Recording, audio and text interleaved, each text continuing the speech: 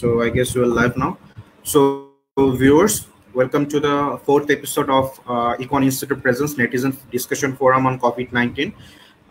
আজকে আমাদের আলোচিত টপিক হচ্ছে mobilizing youth amid COVID-19 from pandemic to opportunity. তো যেমনটি আপনারা জানেন যে ইকন ইনসাইডার থেকে প্রত্যেক মাসে আমরা দুটি করে নেটিজেন ফোরাম আয়োজন করে থাকি। আজকে আমরা আমাদের এই চতুর্থ এপিসোডটি আয়োজন করছি তরুণদের নিয়ে। আজকে আমাদের সাথে সংযুক্ত আছেন প্যানেলিস্ট হিসেবে doctor Saima Haque Bidisha madam. Doctor Saima Haque Bidisha ma'am professor, department of economics, Dhaka ইউনিভার্সিটিতে কাজ করছেন এবং এছাড়া উনি রিসার্চ ডিরেক্টর হিসেবে সানেমে কাজ করছেন। আমাদের সাথে দ্বিতীয় প্যানেলিস্ট হিসেবে যুক্ত হয়েছেন Mahtabuddin sir. Mahtabuddin sir lecturer হিসেবে ইকোনমিক্স ডিপার্টমেন্ট ঢাকা ইউনিভার্সিটিতে বর্তমানে কর্মরত আছেন। এছাড়া উনি সানেমে রিসার্চ ফেলো হিসেবে কাজ করছেন। এবং last but not the least, আমাদের সাথে তৃতীয় প্যানেলিস্ট হিসেবে আছেন তানভীর হাসান সৈকত ভাইয়া।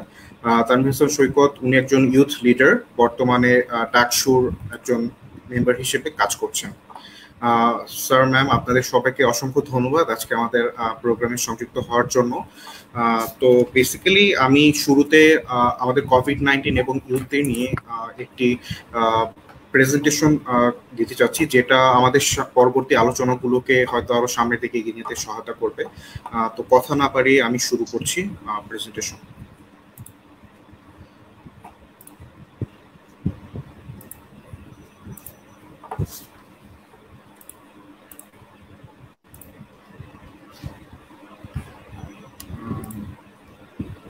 আমরা সবাই দেখতে পাচ্ছি। So viewers, what was the topic today? Mobilizing youth amid COVID-19 from pandemic to opportunity. This presentation is presented by the research and development team of Econ Insider.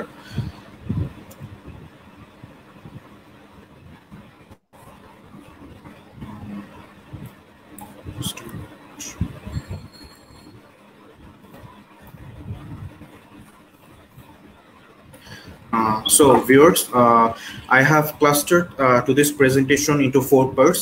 I will give an introduction which will describe youth pandemic and conditions of youth currently now in Bangladesh, and then I will tell how youths are getting impacted on various sectors, and finally I will tell fights of youth, how youths are trying to tackling back the pandemic, and conclusion which will, I believe, start an discussion, a new discussion.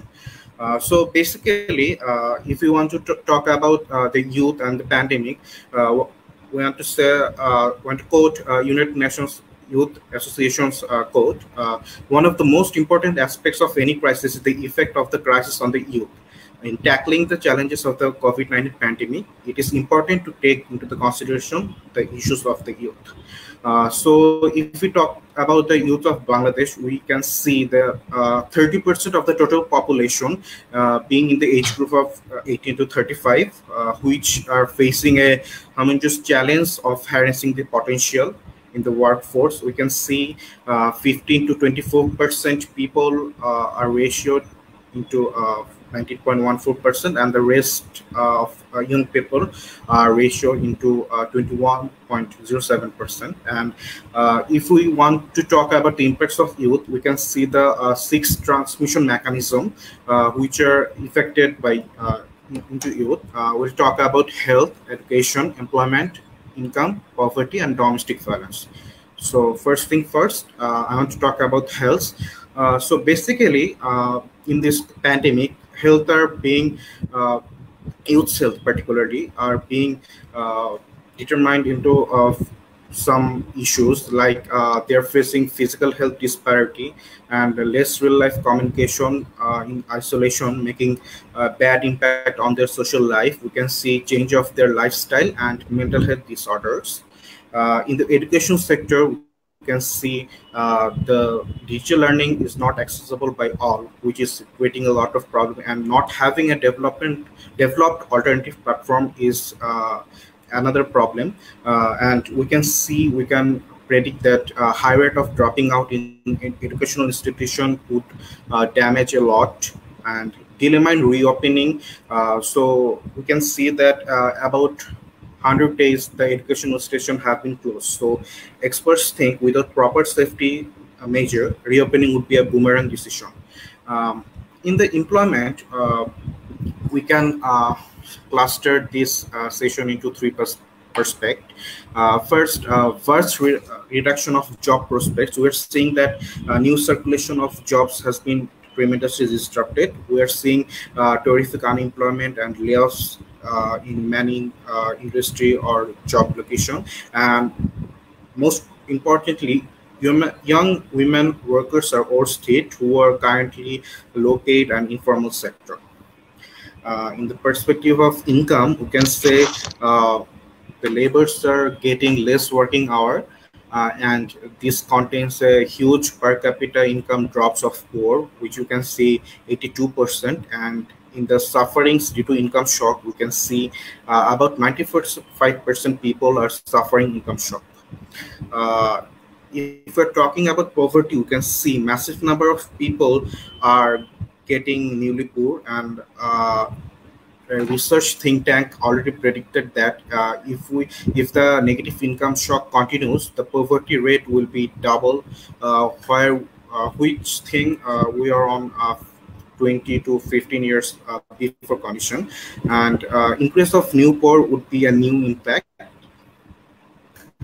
In terms of domestic violence, we can say lacks of social activities and financial pressures are increasing risks, and lockdown has made women and children more vulnerable. And finally, these types of violence don't limit into the physical abuse only. They are getting mental and economic, physical, sexual torture as well. But you can surely say that youths are surely fighting back. They are doing some things. You can see coordinating awareness initiative, bringing supplies, producing disinfect and medical equipments, supporting members of the community and volunteering service. In this picture, we can see how youths are fighting back, but I think they're getting some problems and troubles. So basically, we are talking about this discussion to control and discuss how can youth fight their back and get into the position in the new normal. So finally, we can hope that this too shall pass.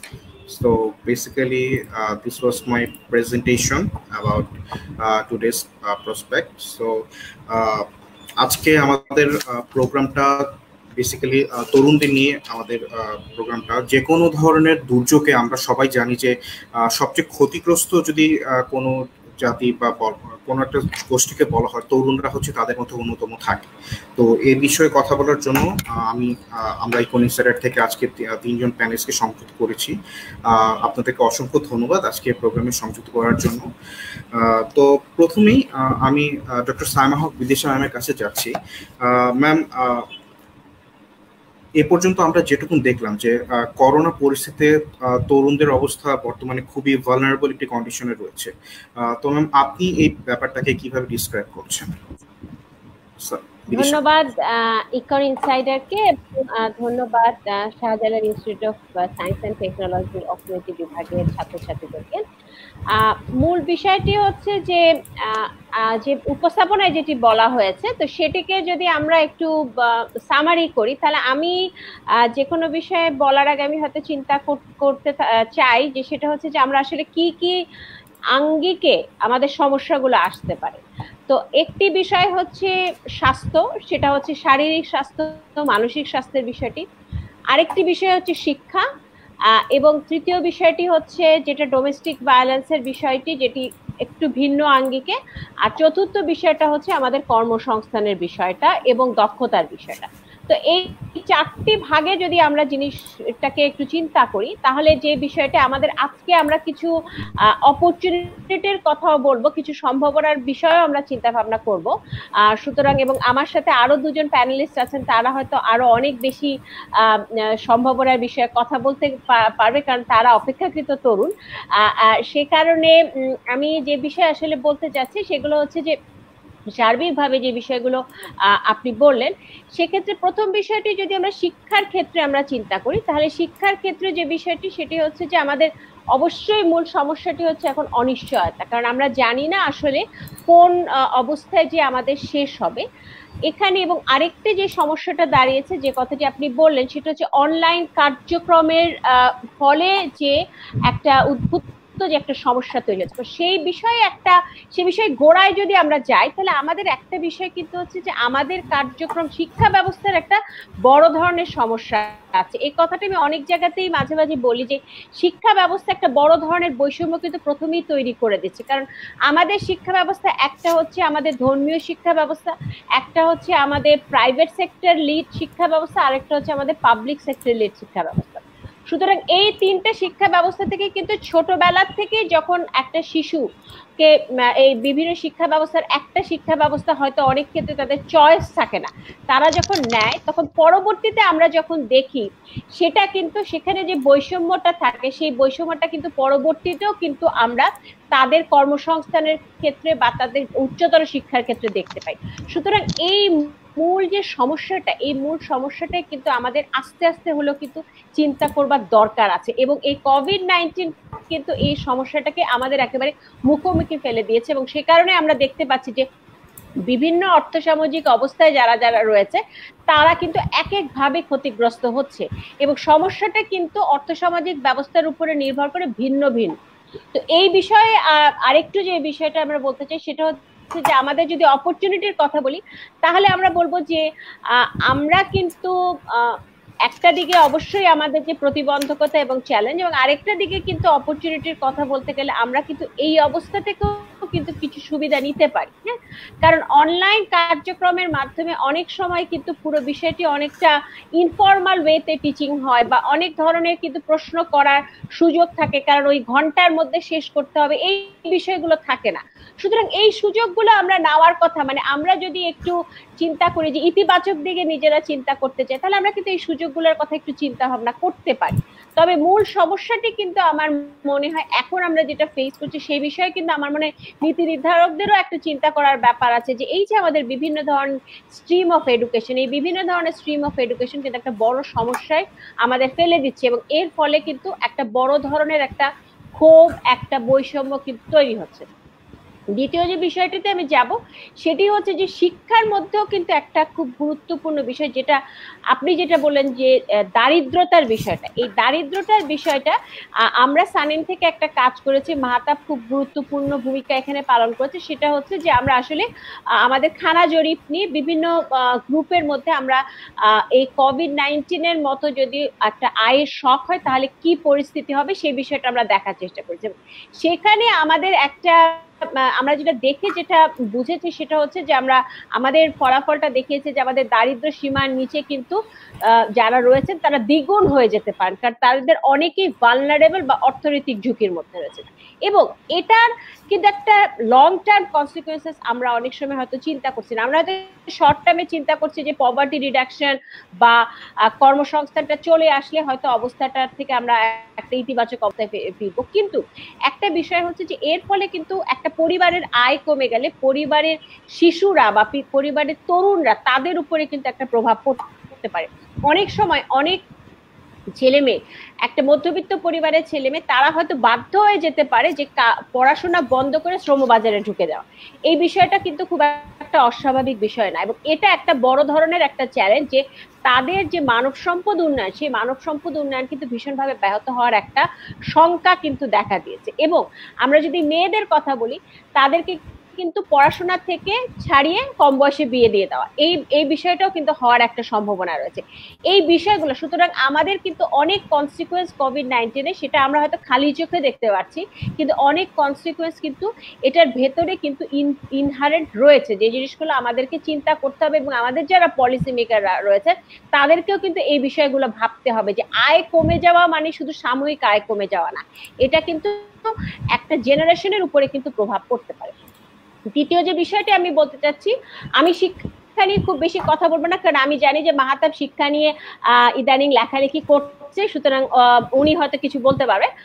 আরেকটা যেটা সেটা হচ্ছে যে স্বাস্থ্যর ক্ষেত্রে আমি খুব দ্রুত বলবো যে আমরা সবাই স্বাস্থ্য নিয়ে অনেক কিছুই শুনছি, পড়ছি, দেখছি। সুতরাং আমি একটা বিষয় একটু বলতে চাচ্ছি, সেটা হচ্ছে যে এখানে কিন্তু নন কোভিড রোগী যারা রয়েছে তাদের কিন্তু স্বাস্থ্য ভীষণভাবে ক্ষতিগ্রস্ত হচ্ছে। আর তরুণরা বিশেষ করে, যেহেতু তারা বাইরে যাচ্ছে বেশি, সেই কারণে তাদের স্বাস্থ্য ঝুঁকি কিন্তু আরো বেশি। এবং এক্ষেত্রে বিশেষ করে মেয়েরা যারা আছে তাদের অনেকেই কিন্তু আমরা দেখছি যে তাদের কিন্তু বাচ্চা হতে যে তারা বিভিন্ন ধরনের সমস্যায় পড়ছে, বাচ্চাদের টিকার ক্ষেত্রে সমস্যা পড়ছে, অর্থাৎ শিশু মৃত্যু, মাতৃমৃত্যু, এই বিষয়গুলো কিন্তু আমাদের দেশে বিশেষ করে গ্রামাঞ্চলের ক্ষেত্রে এটা কিন্তু একটা বড় ধরনের একটা সমস্যা। এবং বর্তমানে কোভিড পরিস্থিতিতে এই ধরনের বিষয়গুলো কিন্তু বড় চ্যালেঞ্জের মধ্যে পড়ছে, এবং এগুলো কিন্তু অনেক সময় দেখা যাচ্ছে যে আমাদের ডিসকাশনের মধ্যে অনেক সময় আসে। আরেকটা বিষয় যেটা সেটা হচ্ছে যে মানসিক স্বাস্থ্যের বিষয়। মানসিক স্বাস্থ্যের বিষয়টা নিয়ে আসলে বলতে গেলে খুব অনেকই বলার আছে। আমার পক্ষে থেকে তেমন কিছু বলার নেই, কারণ আমি আসলে এটা এক্সপার্ট না। তবে আমি জিনিসটাকে একটু এভাবে বলবো যে আমাদের যারা বিভিন্ন আমাদের মধ্যে যারা বিভিন্ন অর্থনীতির বিভিন্ন অবস্থায় আছে তাদের ক্ষেত্রে আমরা যে জিনিসটা একটু দেখতে পেয়েছি সেটা হচ্ছে যে বিভিন্ন অর্থনীতির অবস্থায় কিন্তু বিভিন্ন ধরনের মানসিক স্বাস্থ্যের সমস্যাগুলো, যারা একেবারে তৃণমূল পর্যায়ে আছে তাদের সমস্যাটা হচ্ছে সার্ভাইভাল, লাইভলিহুড। তাদের সমস্যাটা হচ্ছে ফ্রাস্ট্রেশন, জব মার্কেটে যেতে পারবে কিনা তাদের একটা ফ্রাস্ট্রেশন, সেটা হচ্ছে যে আমাদের বিসিএস পরীক্ষা বা বিভিন্ন সরকারি পরীক্ষাগুলোর কার্যক্রম পিছিয়ে যাচ্ছে, এই আশঙ্কা এবং এই অর্থনৈতিক যে চাপটা, এটা একটা। আর যারা একটু মোটামুটি ভাবে একটু ওয়েল অফ অবস্থায় আছে তাদের ক্ষেত্রে সমস্যাটা অনেক ক্ষেত্রেই দেখা যাচ্ছে যে অনিশ্চয়তা, দেশে পড়বে নাকি দেশের বাইরে পড়বে, দেশের জব মার্কেটে যে পরিস্থিতি, তাহলে আসলে কোন ধরনের কাজ করবে, যে ধরনের পড়াশোনা নিয়ে তারা চিন্তা ভাবনা করছিল সেই ধরনের পড়াশোনায় কি যাওয়াটা ঠিক হবে নাকি অন্যদিকে যাওয়াটা ঠিক হবে। তো এই ধরনের বিভিন্ন বিষয়গুলো রয়েছে। এই বিষয়গুলোর থেকে আমি বলবো যে আমাদের আসলে যখন তরুণদের কথা বলি তখন আমাদের আসলে মানসিক স্বাস্থ্যের বিষয়টা যেভাবে চিন্তা করা উচিত, যে একটা বিষয় হচ্ছে যে আমাদের কিন্তু এই বিষয়টা চিন্তা করতে হবে যে সমস্যাটা শুধু আমার আপনার না, সমস্যাটা কিন্তু সারা বিশ্বের। সুতরাং সবাই কিন্তু এই ধরনের সমস্যার মধ্যে দিয়ে যাচ্ছে, কারোর বেশি কারোর কম, একই ধরনের পরিস্থিতি। সুতরাং এটা হয়তো একজন মানুষকে একটু একটু হলেও ইতিবাচক হতে সহায়তা করবে যে আমি একা নই, এই সমস্যাটা কিন্তু আরেকজনকে বললেও কিন্তু অনেক সময় আমাদের খুব সমস্যাগুলো থাকে খুব ব্যক্তিগত, কিন্তু এই সমস্যাটা কিন্তু প্রত্যেকেই যেহেতু আমরা ফেস করছি, সুতরাং অন্য একজন মানুষও কিন্তু এই সমস্যাটাকে বোঝানোটা অনেকটা সহজ। আর দ্বিতীয় বিষয়টা সেটা হচ্ছে আমরা যখন অপরচুনিটির কথা বলছি, আমার মনে হয় আমাদের সাথে একজন প্যানেলিস্ট আছেন, তিনি এই ধরনের অ্যাক্টিভিটিদের সাথে জড়িত। আমরা কিন্তু এই সময় দেখছি, আমি খুব জোরের সাথে বলতে চাই যে আমরা কিন্তু দেখছি যে তরুণ সমাজের অনেকেই কিন্তু বাইরে বের হয়ে আসছে, বিভিন্ন ধরনের সামাজিক কর্মকাণ্ডে কিন্তু অংশগ্রহণ করছে। আমাদের ডিপার্টমেন্টের ছাত্রছাত্রীরা আছে, তারা কিন্তু একটা পাশে আছে ইনিশিয়েটিভের মাধ্যমে বিভিন্ন জায়গায় যাচ্ছে, তৃণমূল পর্যায়ে যাচ্ছে। এটা খুব চ্যালেঞ্জিং, এটা খুব ঝুঁকিপূর্ণ, কিন্তু আমি অত্যন্ত গর্বিত বোধ করি এবং আমি অত্যন্ত আনন্দিত বোধ করি এটা দেখে যে এই চ্যালেঞ্জটা, এই ঝুঁকিটা নিয়েও কিন্তু ছেলেমেয়েরা বাইরে আসছে এবং বাইরে এসে এই কমিউনিটি যে সাহায্য করা, এই সাহায্যটা করছে। এবং আমি মনে করি এটা কিন্তু তাদের মানসিক স্বাস্থ্যটাকে কিন্তু প্রফুল্ল রাখতে এবং মানসিক স্বাস্থ্যটাকে চাঙ্গা রাখতে এবং ইতিবাচক রাখার ক্ষেত্রে কিন্তু একটা গুরুত্বপূর্ণ ভূমিকা পালন করতে পারছে। সে কারণে আমি বলবো যে তরুণদের ক্ষেত্রে ইতিবাচক থাকাটা যেহেতু খুব জরুরি, সেই কারণে এই অবস্থায় আসলে অবশ্যই এই অবস্থাটা এমন না যে সবাই সবসময় হাসি খুশি থাকতে পারবে, কারণ চারপাশে যে পরিস্থিতি, তারপরও এই ধরনের সামাজিক কর্মকাণ্ডে আমরা যারা অংশগ্রহণ করছি সেটা কিন্তু তরুণদেরকে একটু কিছুটা হলেও ইতিবাচক থাকতে সহায়তা করছে, এবং এটা মনে হয় এই কার্যক্রমগুলোতে অংশগ্রহণ করাটা আমার মনে হয় খুব জরুরি।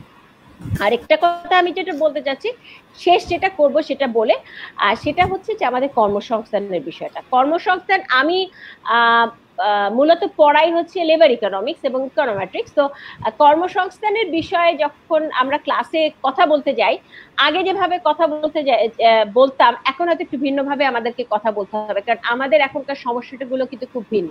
তো আমাদের একটা চ্যালেঞ্জ যেগুলো ছিল সেগুলো আমরা মোটামুটি সবাই জানি, সেগুলো নিয়ে আমি খুব বেশি কথা বলতে চাই না, পরবর্তীতে কেউ প্রশ্ন করলে আমি বলতে পারি।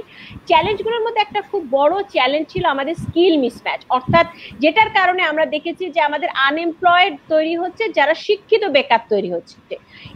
এই বিষয়টা আমার মনে হয় আমাদের এখন আরো বেশি গুরুত্বপূর্ণ হয়ে দাঁড়িয়েছে, কারণ এখন কিন্তু কর্মসংস্থানের বাজারের ক্ষেত্রে একটা বড় ধরনের অনিশ্চয়তা এবং বড় ধরনের একটা সিগমেন্টেশন তৈরি হয়ে যাচ্ছে। এই বিষয়ের একটা তো হচ্ছে নীতি নির্ধারণের বিষয় আছে, পুরো সমস্যাটির মূলে একটা তো হচ্ছে আমাদের প্রোডাকশনের ক্ষেত্রে উৎপাদনের সংকোচন, আরেকটা হচ্ছে আমাদের চাহিদা শেষ সংকট আছে।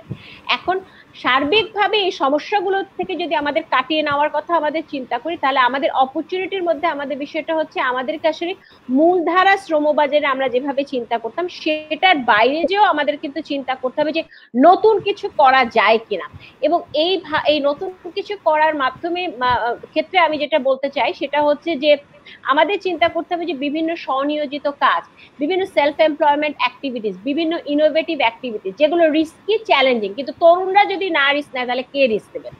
সুতরাং এই নতুন ধরনের কাজগুলোর মধ্যে আরো একটা জিনিস গুরুত্বপূর্ণ, সেটা হচ্ছে চতুর্থ শিল্প বিপ্লবের বিষয়টা আমাদের মাথায় রাখতে হবে।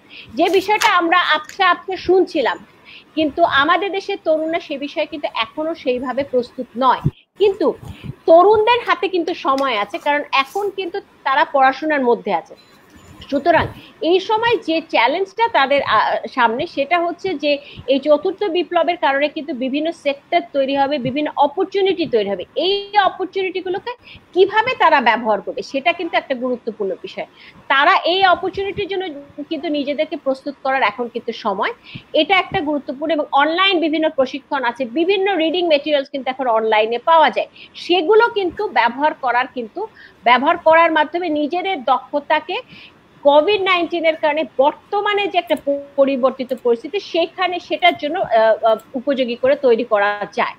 এবং আমি যেটা শেষ করব এটা বলে, সেটা হচ্ছে যে আমাদের আসলে মূল যদি সমস্যাটার দিকে আমরা তাকাই, সেই সমস্যা আমাদের অনেক আছে, কিন্তু এই সমস্যাটার সাথে আমাদের যেটা চিন্তা করতে হবে তরুণদের সম্পর্কে কখনো কথা বলতে গেলে, কারণ আমাদের ডিপার্টমেন্টে একটা ইকোনমিক ক্যারিয়ার অ্যালায়েন্স গ্রুপ আছে, সেটার মডারেটর হচ্ছে আমি। তো ওদের সাথে যখন কথা বলতে যে একটা কথা আমি সবসময় বলি যে অনেকের মধ্যে বিভিন্ন ধরনের হতাশা, তার কারণ হচ্ছে অনেকে হয়তো অর্থনৈতিকভাবে খুব সাধারণ অবস্থা থেকে এসছে, আবার অনেকের বিভিন্ন ধরনের পারিবারিক চাপ রয়েছে। সুতরাং এই হতাশার ক্ষেত্রে আমি বলবো যে সবচেয়ে বড় বিষয় হচ্ছে একটা জিনিস তরুণদের আছে যেটা আমার নেই, সেটা হচ্ছে, বা আমাদের অনেকের নেই, বেশিরভাগের নেই, সেটা হচ্ছে সময়। এই যে হাতে যে সময়টা আছে, যে বয়সটা আছে, এই সময়টাকে সঠিকভাবে ব্যবহার করা কিন্তু অসম্ভব জরুরি। এবং এই বর্তমান কোভিড-19 পরিস্থিতিতে এই সময়টাকে সঠিকভাবে ব্যবহার করার কিন্তু একটা সুযোগ আমাদের চলে আসতে পারে, কারণ এখন আমরা কিন্তু সেইভাবে ক্লাস নিতে হবে, ক্লাস করতে হবে, পরীক্ষা দিতে হবে, এই চাপের মধ্যে নাই। অনলাইন কার্যক্রম শুরু হলেও কিছুটা হয়তো স্বাভাবিকভাবে আমাদের যেতে হবে না, সুতরাং কিছুটা সময় কিন্তু আমাদের বেঁচে যাবে। এই সময় কিন্তু আমরা অপরচুনিটি হিসেবে ব্যবহার করতে পারি।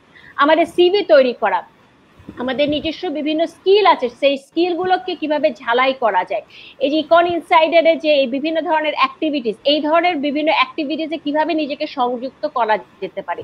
অনেক সময় দেখা যায় যে পরীক্ষার আগে ছেলেমেয়েরা টেক্সট বই খুব দ্রুত পড়ে শেষ করে ফেলতে চায়, এখন কিন্তু একটু সময় আছে যে একটু সময় নিয়ে টেক্সট বইটা পড়ি, সময় নিয়ে বিভিন্ন আর্টিকেল গুলো পড়ে নিজেদের যে সমস্যাগুলো আছে সেই সমস্যাগুলোকে একটু রিকনসিল করা, এবং পরবর্তীতে শ্রমবাজারে কি কি ধরনের অপরচুনিটি আসতে পারে সেই অপরচুনিটির জন্য নিজেকে একটু তৈরি করা। সুতরাং হাতে যে সময় আছে সেই সময়ে সদ্ব্যবহার করার মাধ্যমে কিন্তু আমরা আসলে ইতিবাচক থাকতে পারি।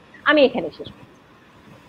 ধন্যবাদ ম্যাম আপনার একটা সামগ্রিক অবস্থা মূল্যায়ন করার জন্য। আমরা হয়তো পরবর্তীতে আপনার কাছে কোনো নির্দিষ্ট বিষয় নিয়ে জানতে চাইবো। এ পর্যায়ে আমি মাহতাবুদ্দিন স্যারের কাছে যেতে যাচ্ছি। স্যার, পুরো ব্যাপারটা মানে আমি যদি কোভিড-19 এর শুরু থেকে এখনকার পর্যন্ত অবস্থাটা দেখি, তরুণদের মাঝখানে মানে একটা মানসিক অবস্থার বিপর্যয় তো হয়েছে অবশ্যই, সেটা আমরা আশা করছি। এবং এটা ছাড়াও যদি আমরা দেখি যে তারা আরো বিভিন্ন দিক থেকে ক্ষতিগ্রস্ত হয়েছে, তাদের আর্থিক কিংবা স্বাস্থ্যগত দিক বলেন, সব দিক থেকে তারা একটা ক্ষতির শিকার। এই ব্যাপারগুলো যদি আমরা অন্য দিক থেকেও চিন্তা করি যে আমাদেরকে একটা নতুন নর্মালের সাথে পরিচয় করে দিচ্ছে, এখানে কিছু পজিটিভ ব্যাপারও আছে। তো স্যার আপনার কাছে শুনতে চাচ্ছি যে ব্যাপারটা কি তরুণদের জন্য শুধুই নেগেটিভ, নাকি আমাদের এখান থেকে পজিটিভিটি খোঁজারও কোনো সুযোগ আছে? মাহতাব স্যার। ধন্যবাদ রাফিউল। ইকন ইনসাইডারকে ধন্যবাদ আজকের এই ইভেন্টটি আয়োজন করার জন্য এবং আমাকে ইনভাইট করার জন্য। আমি রাফিলের পয়েন্টে যাওয়ার আগে একটু লিঙ্ক করে নিতে চাই। সেটা হচ্ছে যেই মানে অবশ্যই এখানে সম্ভাবনার ব্যাপারটা আছে, কিন্তু তার আগে একটু কয়েকটা পয়েন্ট আমি একটু মেনশন করে তারপর আমি সেখানে যেতে যাচ্ছি রাফিউল।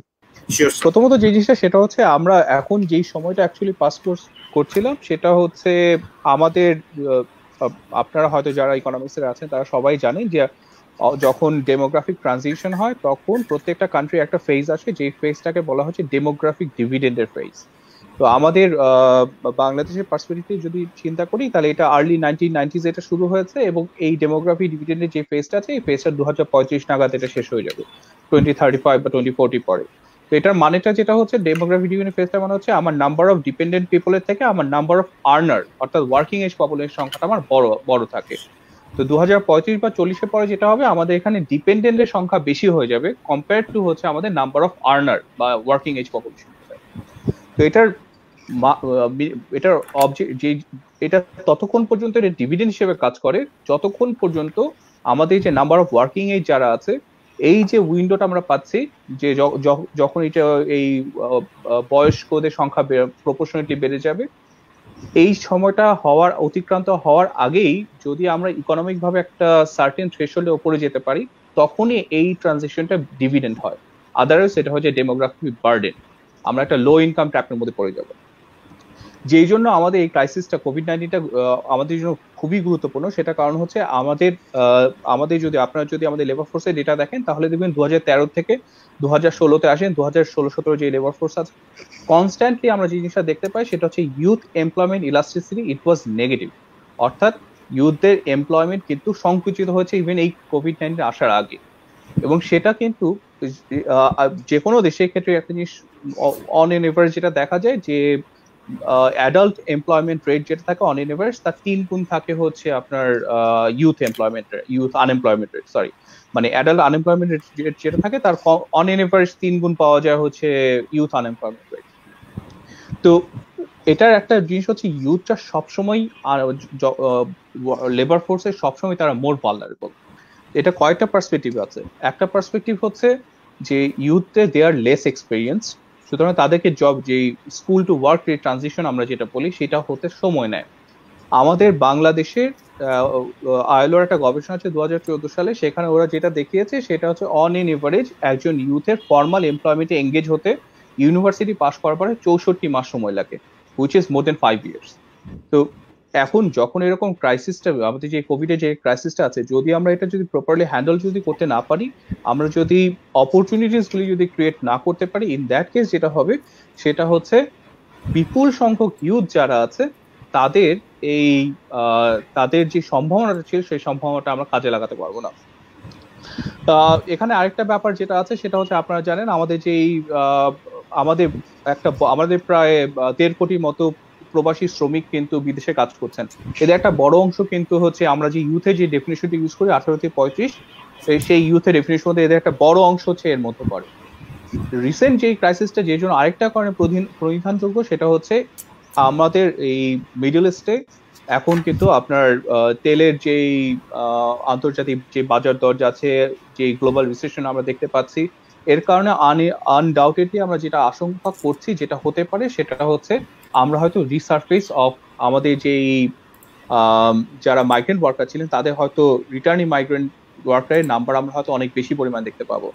অর্থাৎ যেটা হবে আমাদের এর আগে যখন আমাদের প্রতি বছর প্রায় 2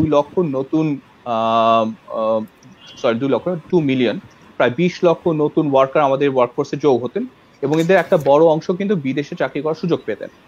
কিন্তু এখন যেটা হবে যে বিদেশে যেহেতু এই প্রবাসী চাকরির যেই সুযোগটা সেটা যেহেতু সংকুচিত হয়ে যাচ্ছে, সুতরাং আলটিমেটলি যে জিনিসটা হতে পারে সেটা হচ্ছে দেশীয় বাজারে যদি আমরা এমপ্লয়মেন্ট ক্রিয়েট না করতে পারি, ইউথ আনএমপ্লয়মেন্টে এই ক্রাইসিসটা এটা হয়তো আরো অনেক সিভিয়ার রূপ ধারণ করবে। তো এই এখন এই জায়গাটাতে জাস্ট এডুকেশনের পার্সপেক্টিভ থেকে যদি একটু চিন্তা করি, বা এডুকেশন বা পভার্টি, আমরা আমাদের গবেষণায় যেটা পেয়েছি সেটা হচ্ছে যে ইউথ যারা এমপ্লয়েড আছে তারা এই ক্রাইসিসের আগে তাদের হয়তো 28%, অ্যারাউন্ড 28% তারা পভার্টি লাইনের নিচে ছিল। জাস্ট এই ক্রাইসিসটার কারণে যদি আমরা 25% ইনকাম শকও যদি ইন্ট্রোডিউস করি, তাহলে আমরা দেখতে পাই এই ইউথ যারা পভার্টি লাইনের নিচে আছেন সেই সংখ্যাটা চলে যায় প্রায় 49%-এর মতো। যদি আমরা দেখি যে যারা যে ইউনিভার্সিটি স্টুডেন্ট যারা এখন ইউনিভার্সিটি পড়ছেন তাদের দিকে যদি তাকাই, তাহলে আমরা যেটা দেখতে পাই সেটা হচ্ছে অ্যারাউন্ড 7% অফ দিস স্টুডেন্টস তাদের ফ্যামিলি এই ক্রাইসিসের আগে পভার্টি লাইনের নিচে ছিল। কিন্তু যখন এই ক্রাইসিসটা আসলো, এই সংখ্যাটা, এই the number of family, students family who are under the poverty line, এই সংখ্যাটা বেড়ে হয়ে যাচ্ছে প্রায় 20-21%। তো এবং এটা যদি ওভারঅল অন্য এডুকেশনের জন্য আমরা দেখি, ওভারঅল এডুকেশনের জন্য পার্সপেক্টিভ যদি চিন্তা করি, তাহলে আমরা দেখতে পাই যে আমাদের যে প্রায় 40 মিলিয়ন, প্রায় 4 কোটি যারা স্কুলে পড়াশোনা করছেন, যারা এদের প্রায় 24% তারা ছিলেন হচ্ছে পভার্টি লাইনের নিচে। এই যে ক্রাইসিসটা আমরা দেখতে পাচ্ছি, এই ক্রাইসিসের কারণে এই সংখ্যাটা বেড়ে হয়ে যাবে প্রায় 44%। তার মানে হচ্ছে অ্যারাউন্ড 16-18 মিলিয়ন স্টুডেন্ট আছে যাদের ফ্যামিলি আপনার পভার্টি লাইনের নিচে চলে যাবে। তো এটার যেটা হবে যে ড্রপ আউট রেট বা চাইল্ড ম্যারেজ, এরকম যা যা ক্রাইসিসগুলি যা যা আমরা জানি, এই সবগুলি কিন্তু প্রকট আকার ধারণ করবে। এখন যেই আপনি আমাকে যেটা জিনিসটা বলেন যে এটাকে লিঙ্ক করে আমরা অপরচুনিটিগুলি কথা যদি চিন্তা করি, একটা ব্যাপার হচ্ছে যে আমাদের ক্রাইসিসের সময় আমরা সবসময় আমাদের স্ট্রেংথ এবং উইকনেস দুটোই আমরা টের পাই। তো আমাদের এই ক্রাইসিসের সময় আমরা আমাদের উইকনেস গুলি খুব ভালো মতো দেখতে পাচ্ছি, যে আমাদের হেলথ কেয়ারের যে উইকনেস গুলি আছে বা আমাদের সোশ্যাল সিস্টেমে যে উইকনেস গুলো আছে প্রকট ভাবে আমরা দেখতে পাচ্ছি। তার পাশাপাশি অনেকগুলি স্ট্রেংথও কিন্তু আমরা দেখতে পাচ্ছি। ফর এক্সাম্পল, যে বিদিশা ম্যাডাম যে রাইটলি পয়েন্টেড আউট করেছেন যে আমাদের ইউথ যারা আছেন তারা যে ইনিশিয়েটিভ গুলি নিচ্ছেন, তারা যেমন পাশে আছে ইনিশিয়েটিভের কথা আমরা শুনলাম, এরকম কিন্তু অনেক ইনিশিয়েটিভ কিন্তু আমরা দেখতে পেয়েছি। তো এই ইনিশিয়েটিভ গুলি কিন্তু আশা জাগানোর মতো। এটা জিনিসটা দেখায় সেটা হচ্ছে ইউথদের যে লিডারশিপ ক্যাপাসিটি, তাদের যে মোটিভেশন, তাদের যে থ্রাইভটা ক্রাইসিসের সময়, ক্রাইসিস টাইমটায় জাতিকে কিছু একটা দেয়ার, এটা ইন্সপায়ারিং। তো এখন মূল বিষয়টা হচ্ছে আমাদের এখন যখন এই প্যান্ডেমিকটা যখন চলে যাবে, অর্থাৎ ধরুন আগামী 2-3 মাস পরে যদি একটা সিচুয়েশন আমরা যদি চিন্তা করি, তো পসিবিলিটি আছে যে ইট উইল প্রলং এই ক্রাইসিসটা, বাট যদি আমরা ধরে নিই বেস্ট কেস সিনারিও যে 3 মাস পরে এটা চলে যাচ্ছে, আমাদের এখন কিন্তু যেই জায়গা থেকে পলিসি নীতি নির্ধারক যে জায়গাটা জোর দিতে হবে সেটা হচ্ছে এই অপরচুনিটিগুলি খুঁজে বের করতে হবে যে ইউথের পার্সপেক্টিভ থেকে কোন কোন জায়গায় আমাদের এমফাসিস করা দরকার। ফর এক্সাম্পল, ইউথের যে এডুকেশন যে পার্সপেক্টিভটা আছে, আমাদের এনশিওর করতে হবে যে ড্রপ আউট রেটটা যেন কোনোভাবেই না বাড়ে। যেই বিশ্ববিদ্যালয় পড়ুয়া যেসব ছাত্রছাত্রী আছেন তাদের কেউ যেন কাউকে যেন দারিদ্র্যের কারণে যেন পড়াশোনা বন্ধ না হয়।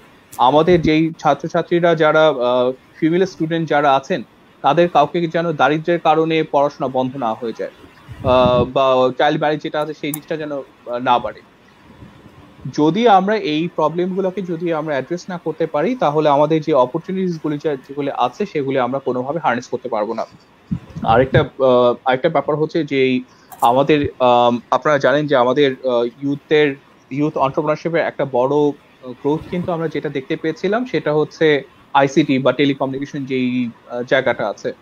আমাদের অনেক স্টুডেন্টরা ছিল, তারা আপনার অনলাইনে আপনার যেটা ফ্রিল্যান্সিং বলে যেটাকে বলছি, যে ফ্রিল্যান্সিং এর মাধ্যমে ফ্রিল্যান্সিং একটা বড় সুযোগ কিন্তু আমাদের তরুণ প্রজন্মের জন্য উন্মুক্ত হয়েছিল। তো ফ্রিল্যান্সিং আছে, এরকম যেই অন্য যেই বাজারগুলি আছে যেগুলি আমাদের তরুণদেরকে আমরা সহজে এঙ্গেজ করতে পারি, যেখানে তাদের যেই সহজে এঙ্গেজ করার আমাদের সুযোগটা আছে, এরকম সেক্টরগুলি আমাদের খুঁজে বের করা দরকার। প্লাস হচ্ছে আমাদের কিছু ইনিশিয়েটিভ নিতে হবে যাতে তরুণ উদ্যোক্তা যারা আছেন তাদেরকে যেন আমরা এঙ্গেজ করতে পারি।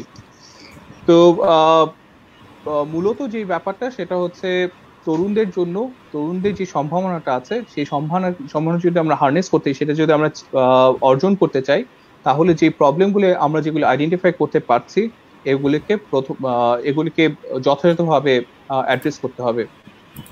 রাফিউল, আমি আপাতত এখানে থামছি, পরে যদি কোনো প্রশ্ন আসে আমি ডেফিনেটলি আগাবো। অবশ্যই, ধন্যবাদ মাহফুজ স্যার পুরো ব্যাপারটাকে একটা সামগ্রিকভাবে চমৎকার চিত্র তুলে ধরার জন্য। এবার আমরা যাচ্ছি তানভীর হাসান শওকত ভাইয়ের কাছে। উনি বর্তমানে ডাকসুর একজন সদস্য হিসেবে কাজ করছেন এবং একই সাথে একজন ছাত্র এবং একজন তরুণ নেতা। তো ভাই, আপনার কাছে আমার প্রশ্ন, একজন ছাত্র এবং একজন তরুণ সম্প্রদায়ের প্রতিনিধি হিসেবে আপনি পুরো দুর্যোগটাকে কিভাবে দেখছেন, এবং একই সাথে আপনার কাছে আরো জানতে চাই আপনার সেই উদ্যোগের কথা, যে উদ্যোগে আপনি গত 90 দিনের বেশি ধরে ছিন্নমূল মানুষকে দুবেলা খাবার প্রদান করে যাচ্ছেন, যাদের কোনো ধরনের খাবার পাওয়ার সম্ভাবনা ছিল না, তারা আপনাদের মতো তরুণদের কাছ থেকে সাহায্য পেয়ে হয়তো দিনের খাবারটা খেতে পারছে। তো এই পুরো ব্যাপারটা জার্নি সম্পর্কে আপনার কাছে জানতে চাই সৈকত ভাই।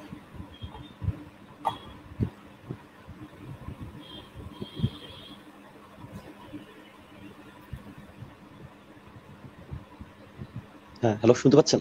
হ্যাঁ হ্যাঁ হ্যাঁ, আপনি শুনতে পাচ্ছেন আমার প্রশ্নটা? না, আমি একটু শেষের জায়গাটা বুঝি। হ্যাঁ, আপনার তো একটা উদ্যোগ আমরা দেখেছি যে আপনি গত 3 মাসেরও বেশি সময় ধরে ছিন্নমূল এবং যারা গরিব এবং জবলেস তাদেরকে আপনি দুবেলা খাবার প্রদান করে আসছেন, যাদের হয়তো কোনো ধরনের খাবার পাওয়ার সম্ভাবনাই ছিল না, হয়তো অভুক্ত থেকে যেত। তো আপনার এই উদ্যোগ সম্পর্কে জানতে চাচ্ছি, এবং একই সাথে একজন তরুণ সম্প্রদায়ের প্রতিনিধি হিসেবে আপনি এই দুর্যোগটাকে কিভাবে দেখছেন? আচ্ছা, ধন্যবাদ আমাকে সুযোগ দেওয়ার জন্য। আসলে আমরা যে পরিস্থিতিতে পার করছি সেটি আসলে শুধু যে আমাদের সমস্যা তা না, এটি একটি বৈশ্বিক সমস্যা। গোটা পৃথিবী একই সমস্যা দিয়ে পার করছে।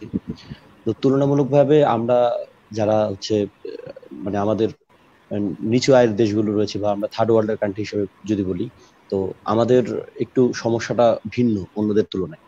আমরা আমাদের শ্রদ্ধেয় দুজন শিক্ষক আলোচনা করেছেন, তাদের কথার মাঝখানে আমরা কিন্তু অনেকজন বিষয় অলরেডি পেয়ে গিয়েছি যেগুলো আসলে আমাদের সমস্যা। যেমন ভবিষ্যতে যদি আমরা যে তরুণরা, আমরা যদি ভবিষ্যতে আশার কোনো বাতি দেখতে পাই, যেমনটা হচ্ছে আমরা যারা এখন এই একটা জেনারেশন যারা এখন পার করছি, বিশ্ববিদ্যালয়টা মাত্র শেষ করছি, তো এদের অনেকের মধ্যে আপনি দেখবেন যে অনেক শিক্ষার্থীরাই যারা বিসিএস কিংবা অনেকগুলো সরকারি চাকরির জন্য প্রিপারেশন নিচ্ছিল, তাদেরও একটা আসলে নিশ্চয়তার জায়গা হারিয়ে ফেলেছে, বা এরকম আসলে গোটা বাংলাদেশে একটা অনিশ্চিত ভাবনার মধ্যে রয়েছে, অনিশ্চয়তার মধ্যে রয়েছে। তো আসলে এই সমস্যাগুলো আমাদের যে এখনকার সমস্যা তা না, এটা আসলে একটা আমাদের মানে চাকরির বাজারগুলো ঠিক এই ধরনের, আমাদের তরুণদের জায়গা থেকে বলছি বা শিক্ষার্থীদের জায়গা থেকে বলছি, সবসময় কিন্তু এরকম একটা অনিশ্চয়তার মধ্যে থাকছে। তো এখন সেই অনিশ্চয়তাটা আরেকটু বড় আকার ধারণ করছে। পাশাপাশি যদি আরো কয়েকটি বিষয় গুরুত্বপূর্ণভাবে বলতে চাই, যে আমরা তরুণদের মধ্যে একটা অন্তত যখন দেশের ক্লান্তি লগ্ন আসে, আমরা দেখছি যে সবসময় দেশের দুর্যোগে দেশের মানুষের পাশে থাকার যে তরুণদের যে আগ্রহটা কিংবা যেটা করে আসছে তরুণরা পূর্ব থেকে, তো সে জায়গা থেকে বলতে গেলে যে অন্তত এই প্যান্ডামিক সিচুয়েশনে আমরা এমন কিছু অন্তত ইউথ লিডার পেয়েছি যারা কাজ করছে বিভিন্ন জায়গায়, যারা দেশের জন্য দেশের মানুষের পাশে থাকার জন্য চেষ্টা করছে, বা নৈতিক দায়বদ্ধতার জায়গা থেকে। এগুলো কিন্তু পরবর্তীতে আমরা একটা সম্ভাবনার জায়গাও দেখি যে এই নেতারা হয়তো বা এদেরকে হয়তো বা সরকার মানে ঠিকমতো ব্যবহার করছে কিনা, বা এরকম এই একটা উদ্যমী যারা অন্তত কঠোর পরিশ্রমী তরুণ রয়েছে, তারাও কিন্তু একটা সম্ভাবনা আমাদের দেশের জন্য, মানে পরবর্তী জেনারেশনের কথা বলছি। সবকিছু মিলিয়ে যদি বলতে হয় যে আমাদের তরুণদের মধ্যে যেমন হতাশার জায়গাগুলো রয়েছে, তেমনি আমরা আবার একটি মানে আমাদের একটা পরিশ্রমী বৃহৎ অংশ যারা দেশের জন্য কাজ করছে, সর্বোচ্চ এখন পর্যন্ত সবচেয়ে বেশি তরুণরাই কাজ করছে দেশের জন্য এই সময় স্বেচ্ছাসেবী হিসেবে। যেমন ম্যাডাম তাদের ডিপার্টমেন্টের পাশে আসে একটি অর্গানাইজেশনের কথা বলছে, আমি দেখেছি ওরাও কাজ করছে। তো এরকম আসলে অনেক অসংখ্য তরুণরাই কাজ করছে। তো এটা কিন্তু একটা পর্যায়ে যদি আমরা সঠিকভাবে এদেরকে ব্যবহার করতে পারি, আমাদের পরবর্তী সময়ে আমাদের দেশের প্রয়োজন, এরা শুধু এই সময় এই সিচুয়েশনে কাজ করছে তা না, পরবর্তী সময়েও কিন্তু এদেরকে আমরা কাজে লাগাতে পারবো, বা আমরা ভাবি আর কি সেটা। আর তেমনি আরেকটি জায়গাও আমি বলছি, যে অসংখ্য জায়গা যেগুলো আসলে তরুণদের জন্য হতাশা তৈরি হয়েছে। যেমন আমরা যারা পড়াশোনা শেষ করছি তারা ঠিকমতো চাকরি পাবো কিনা, বা ভবিষ্যতের সম্ভাবনা কি হচ্ছে, এই যে মেয়াদ চলে যাচ্ছে, এটা সরকার আবার কতটুকু গ্যাপ মানে ঠিকমতো সরকার সময় দিচ্ছে কিনা বা 1 বছর 2 বছর বাড়াচ্ছে কিনা, কারণ এই সময়টা কিন্তু আমরা পার করে ফেলছি। আমাদের তো একটা নির্দিষ্ট মাপকাঠি রয়েছে, 30-এর মধ্যে আমরা হচ্ছে চাকরির জন্য অ্যাপ্লাই করতে পারবো, এরপরে পারছি না। এরকম অসংখ্য সম্ভাবনার জায়গা রয়েছে যেগুলো আসলে তরুণরা সম্ভাবনার মধ্যে রয়েছে, আবার হতাশার মধ্যে রয়েছে, দুইটা জায়গায় রয়েছে। তবে ভবিষ্যৎ পরিস্থিতি আর কতটা কোন দিকে যায় আসলে সেটা এখনো কেউ বুঝতে পারছি না। এটা আসলে 2 মাস লাগবে, 3 মাস লাগবে, কিংবা আসলে কোন জায়গায় যাচ্ছি সেটা আসলে আমরা ঠিক বুঝতে পারছি না। আর আপনারা জানেন যে এই সময়টাতে আসলে দেশের এই দুর্যোগে আজকে 96তম দিন আমরা হচ্ছে ঢাকা বিশ্ববিদ্যালয়ের টিএসসি তে হচ্ছে রান্না করে 2 বেলা হচ্ছে খাবার বিতরণ করছি। তো এটা আসলে একদম রাষ্ট্রের ছিন্নমূল মানুষদের জন্য, যাদের হচ্ছে ঘর বাড়ি নেই, একদম রাস্তায় থাকছে, কিংবা হচ্ছে যে দিন এনে দিন খায়, দিন মজুর কিংবা কর্মহীন মানুষগুলোর জন্য আমরা এই কাজটি করছি। তো এটা করোনা পরিস্থিতিতে দেশের এই দুর্যোগে একজন ছাত্র হিসেবে, বিশ্ববিদ্যালয়ের একজন শিক্ষার্থী হিসেবে, যে বিশ্ববিদ্যালয়ের ছাত্ররা জনগণের করের টাকায় পড়ছি, সেই নৈতিক দায়বদ্ধতার জায়গা থেকে এটি শুরু করেছি 23শে মার্চ থেকে শুরু করেছি। আজকে সেটা 96তম দিন ধরে আমরা কাজ করছি। আমরা প্রথমে দিনের বেলায় হচ্ছে 100 পরিবারকে, শ্রমজীবী পরিবারকে হচ্ছে ত্রাণ সহায়তা দিতাম, এবং রাতের বেলা রান্না করে ছিন্নমূল মানুষদেরকে খাবার দিতাম। তো এটা পরবর্তীতে 2-3 দিন যাওয়ার পরে এটাকে আসলে বড় পরিসরে করে ফেলছি। একটা নির্দিষ্ট মানুষদেরকে অন্তত একটা দীর্ঘতম সহায়তা দেওয়ার জন্য, বা দীর্ঘদিন ধরে সহায়তা দেওয়ার জন্য একটা পরিকল্পনা করেই কিন্তু 2 বেলা রান্না করার, খাবার দেওয়ার ব্যবস্থা করেছি। আর এটা আমরা 100 দিন পর্যন্ত, আমাদের এই কার্যক্রমটি 100 দিন পর্যন্ত আমরা চালাবো। এটা এবছর জাতির পিতা বঙ্গবন্ধু শেখ মুজিবুর রহমানের জন্ম শতবর্ষ, আমাদের জাতির পিতার প্রতি শ্রদ্ধা জানিয়ে আমরা আমাদের কার্যক্রমটি 100 দিন পর্যন্ত রাখছি। এরপরে এরা কিভাবে সুরক্ষা নিশ্চিত করে কাজে যেতে পারে, বা আমরা তো এইভাবে তো আর সবসময় চলবে না, বা এই পরিস্থিতি যদি চলতে থাকে তাহলে এটাকে সাথে নিয়েই কিন্তু আমাদের জীবন চালাতে হবে। সেক্ষেত্রে এই শ্রমজীবী মানুষগুলো বা বিভিন্ন পেশার মানুষগুলো যারা এখনো আসলে কাজকর্মে নেই বা যেতে পারছেন না, তো এরা কিভাবে সুরক্ষা নিশ্চিত করে কাজকর্ম করতে পারেন, অন্তত সেটা নিয়ে কাজ করার জন্য আমরা চেষ্টা করব। ধন্যবাদ। ধন্যবাদ সৈকত ভাইয়া। আপনি একজন মহান উদ্যোগের সাথে আপনি সংযুক্ত আছেন এবং আমাদের জানালেন যে কিভাবে আপনি এই উদ্যোগটা সম্প্রসারণ করছেন এবং ভবিষ্যতে তাদের নিয়ে কাজ করার চিন্তা ভাবনা করছেন। তো আমি এবার কিছু স্পেসিফিক পার্সপেক্টিভ থেকে প্যানেলিস্টদের কাছে তাদের মতামত সম্পর্কে জানতে চাচ্ছি। প্রথমেই আমি ডক্টর সায়মা বিদিশা ম্যামের কাছে যাচ্ছি। ম্যাম, তরুণদের স্বাস্থ্য নিয়ে আমরা বেশ কিছু কথা বললাম, এবং এটার সাথে একই সাথে যদি আমরা দেখি যে তাদের স্বাস্থ্যের সাথে পার্টিকুলারলি দেশের ভবিষ্যৎ খুব ভালোভাবে কানেক্টেড। তো ম্যাম, আমি যদি এবার কোভিড-19 আক্রান্ত ব্যক্তিদের সংখ্যা দেখি, তাদের মধ্যে দেখবো যে 30% মানুষ তারা হচ্ছে 15 থেকে 29 বছর বয়সী তরুণ। তো এই একটা বিশাল পোর্শন মানুষের জন্য আমাদের স্বাস্থ্য খাতের যে ধরনের বরাদ্দ দেওয়া হচ্ছে বা তরুণরা স্বাস্থ্য খাত থেকে যে ধরনের সুযোগ সুবিধা পাচ্ছে, আপনি কি সেটাকে মানে সেটাতে কি সন্তুষ্টি প্রকাশ করছেন, নাকি এটাতে অপ্রতুল বলে ধারণা করছেন, এবং সামনে কি করা যায়? আমার মনে হয় এই বিষয়ে, ধন্যবাদ, আমার মনে হয় এই বিষয়ে কোনো বিতর্কের অবকাশ নেই যে আমাদের স্বাস্থ্য খাতে যে বিভিন্ন সমস্যাগুলো সেটা এই কোভিড-19 কারণে উঠে এসেছে।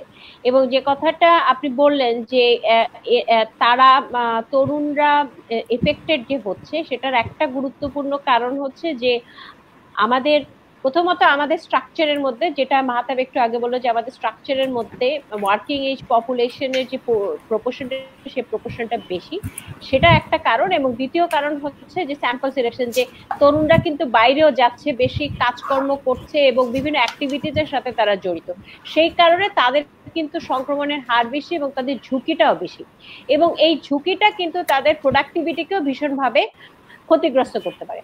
সার্বিকভাবে যদি স্বাস্থ্য খাতের কথা বলি, আমরা কিন্তু সব জায়গাতেই সানেম থেকেও বারবার বলে আসছি, মানে এই কোভিড-19 সময় না, প্রতি বছর বাজেটের আগে পরে যখন কথা হয় আমরা বলে আসি যে স্বাস্থ্য এবং শিক্ষা খাতে বরাদ্দ ভীষণভাবে বাড়ানো প্রয়োজন।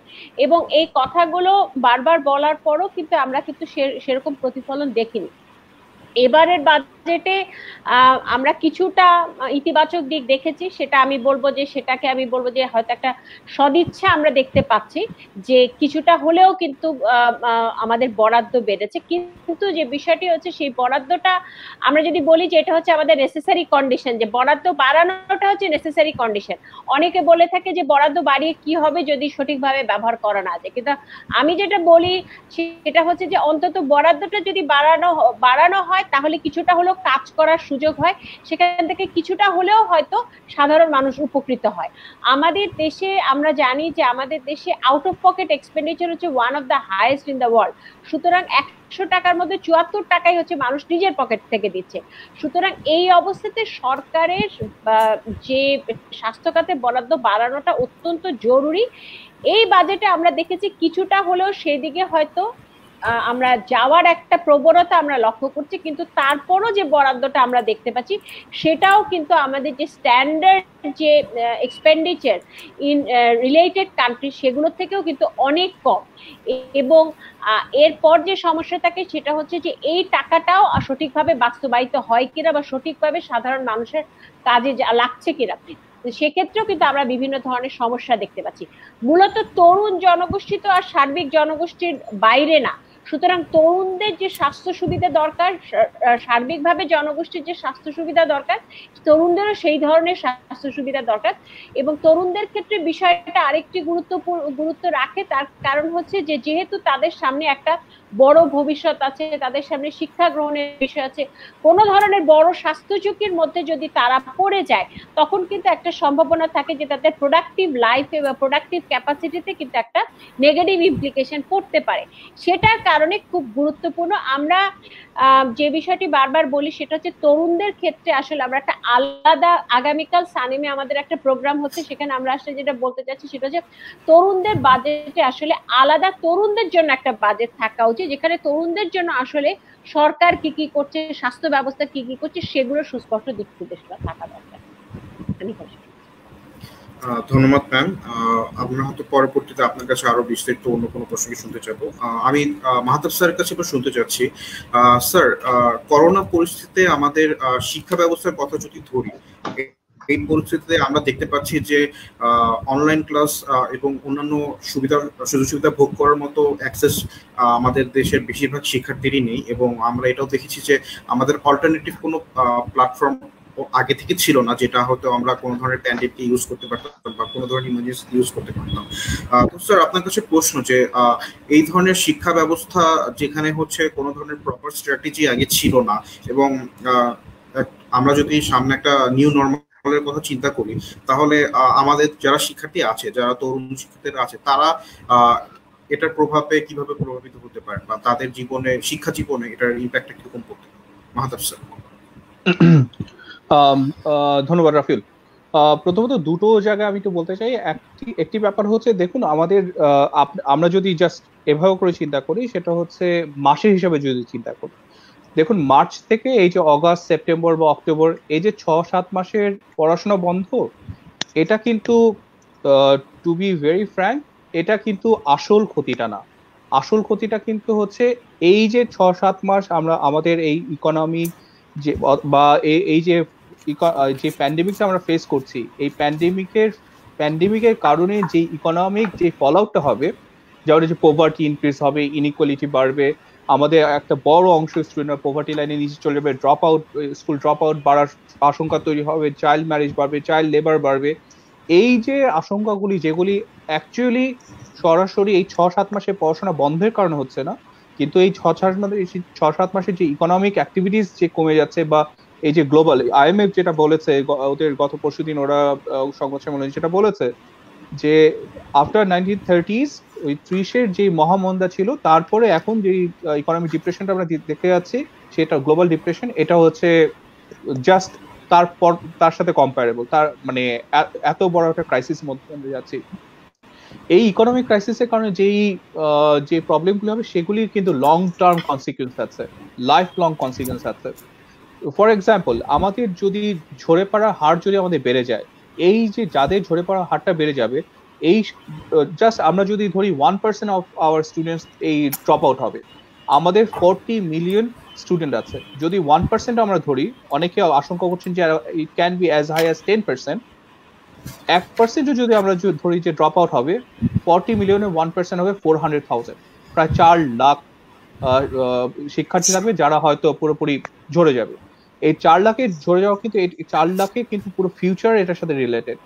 অর্থাৎ এই যত স্টুডেন্টরা, তো প্রথম ব্যাপারটা হচ্ছে জাস্ট এই লং টার্ম পার্সপেক্টিভ হচ্ছে এটা, যে এটা একটা লাইফ লং কনসিকুয়েন্স আছে যদি আমরা এটা অ্যাড্রেস না করতে পারি। শর্ট টার্ম যে কনসিকুয়েন্সটা আছে সেটা হচ্ছে আমাদের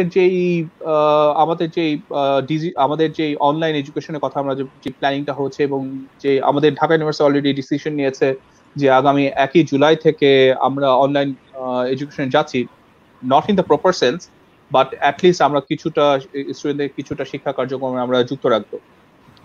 তবে আপনি you rightly pointed one thing, সেটা হচ্ছে দেখুন আমাদের এই বাংলাদেশে কিন্তু একটা লার্জ ডিজিটাল ডিভাইড আছে।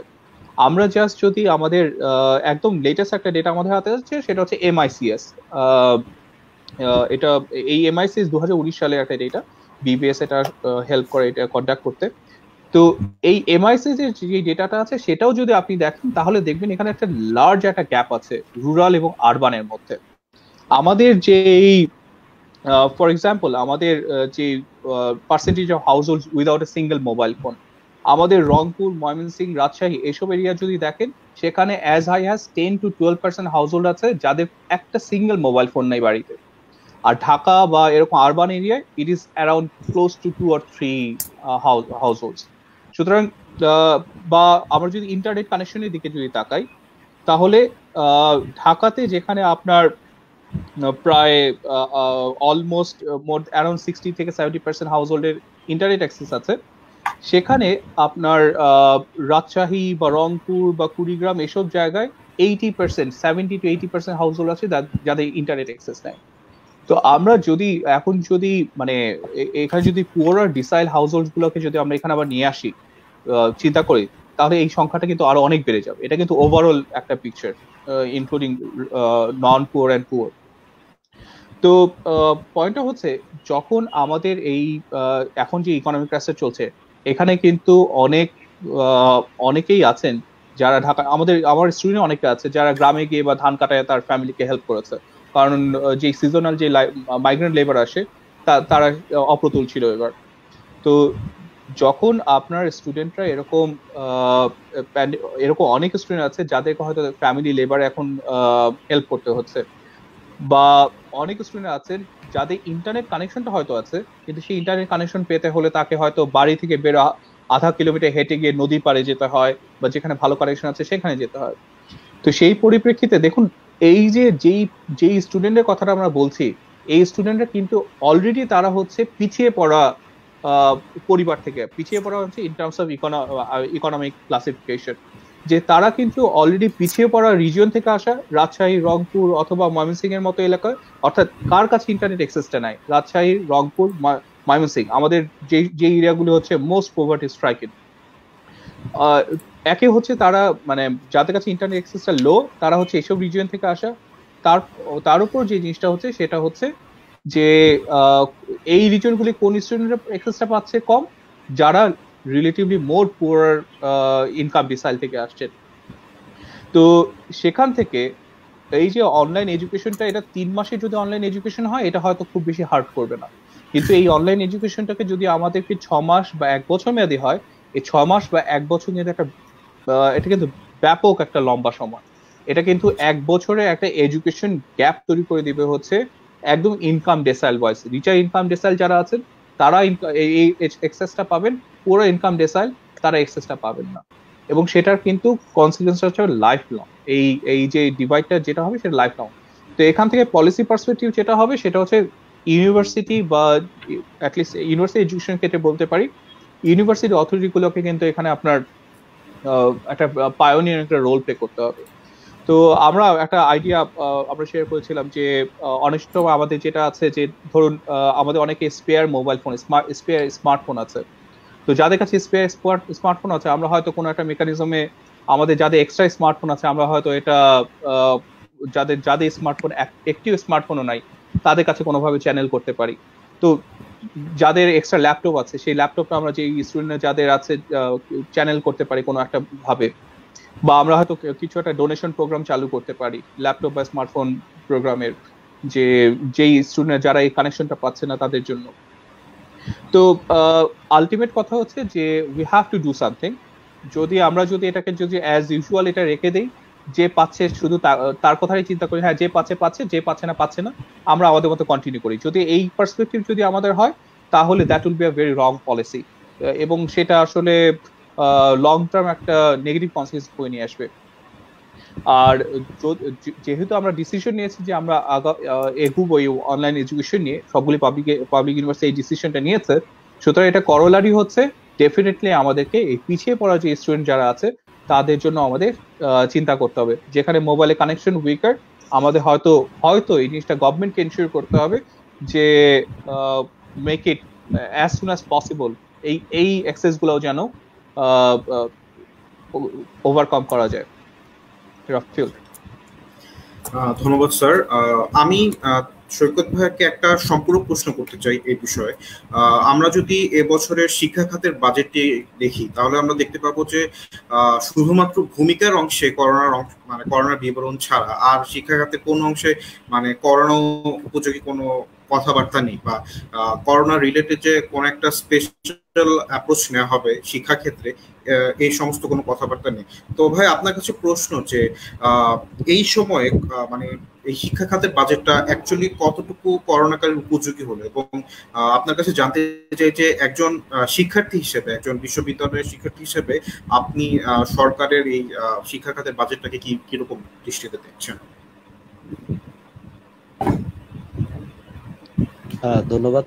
আসলে শিক্ষা খাতে শুধু এই সময় না, সবসময় আমরা দেখেছি যে শিক্ষা খাতে একটা দেশের শিক্ষা খাতে যেভাবে বাজেট হওয়ার কথা, তো বাংলাদেশের বাজেটে কখনোই সেরকম বাজেট আসলে হয়নি।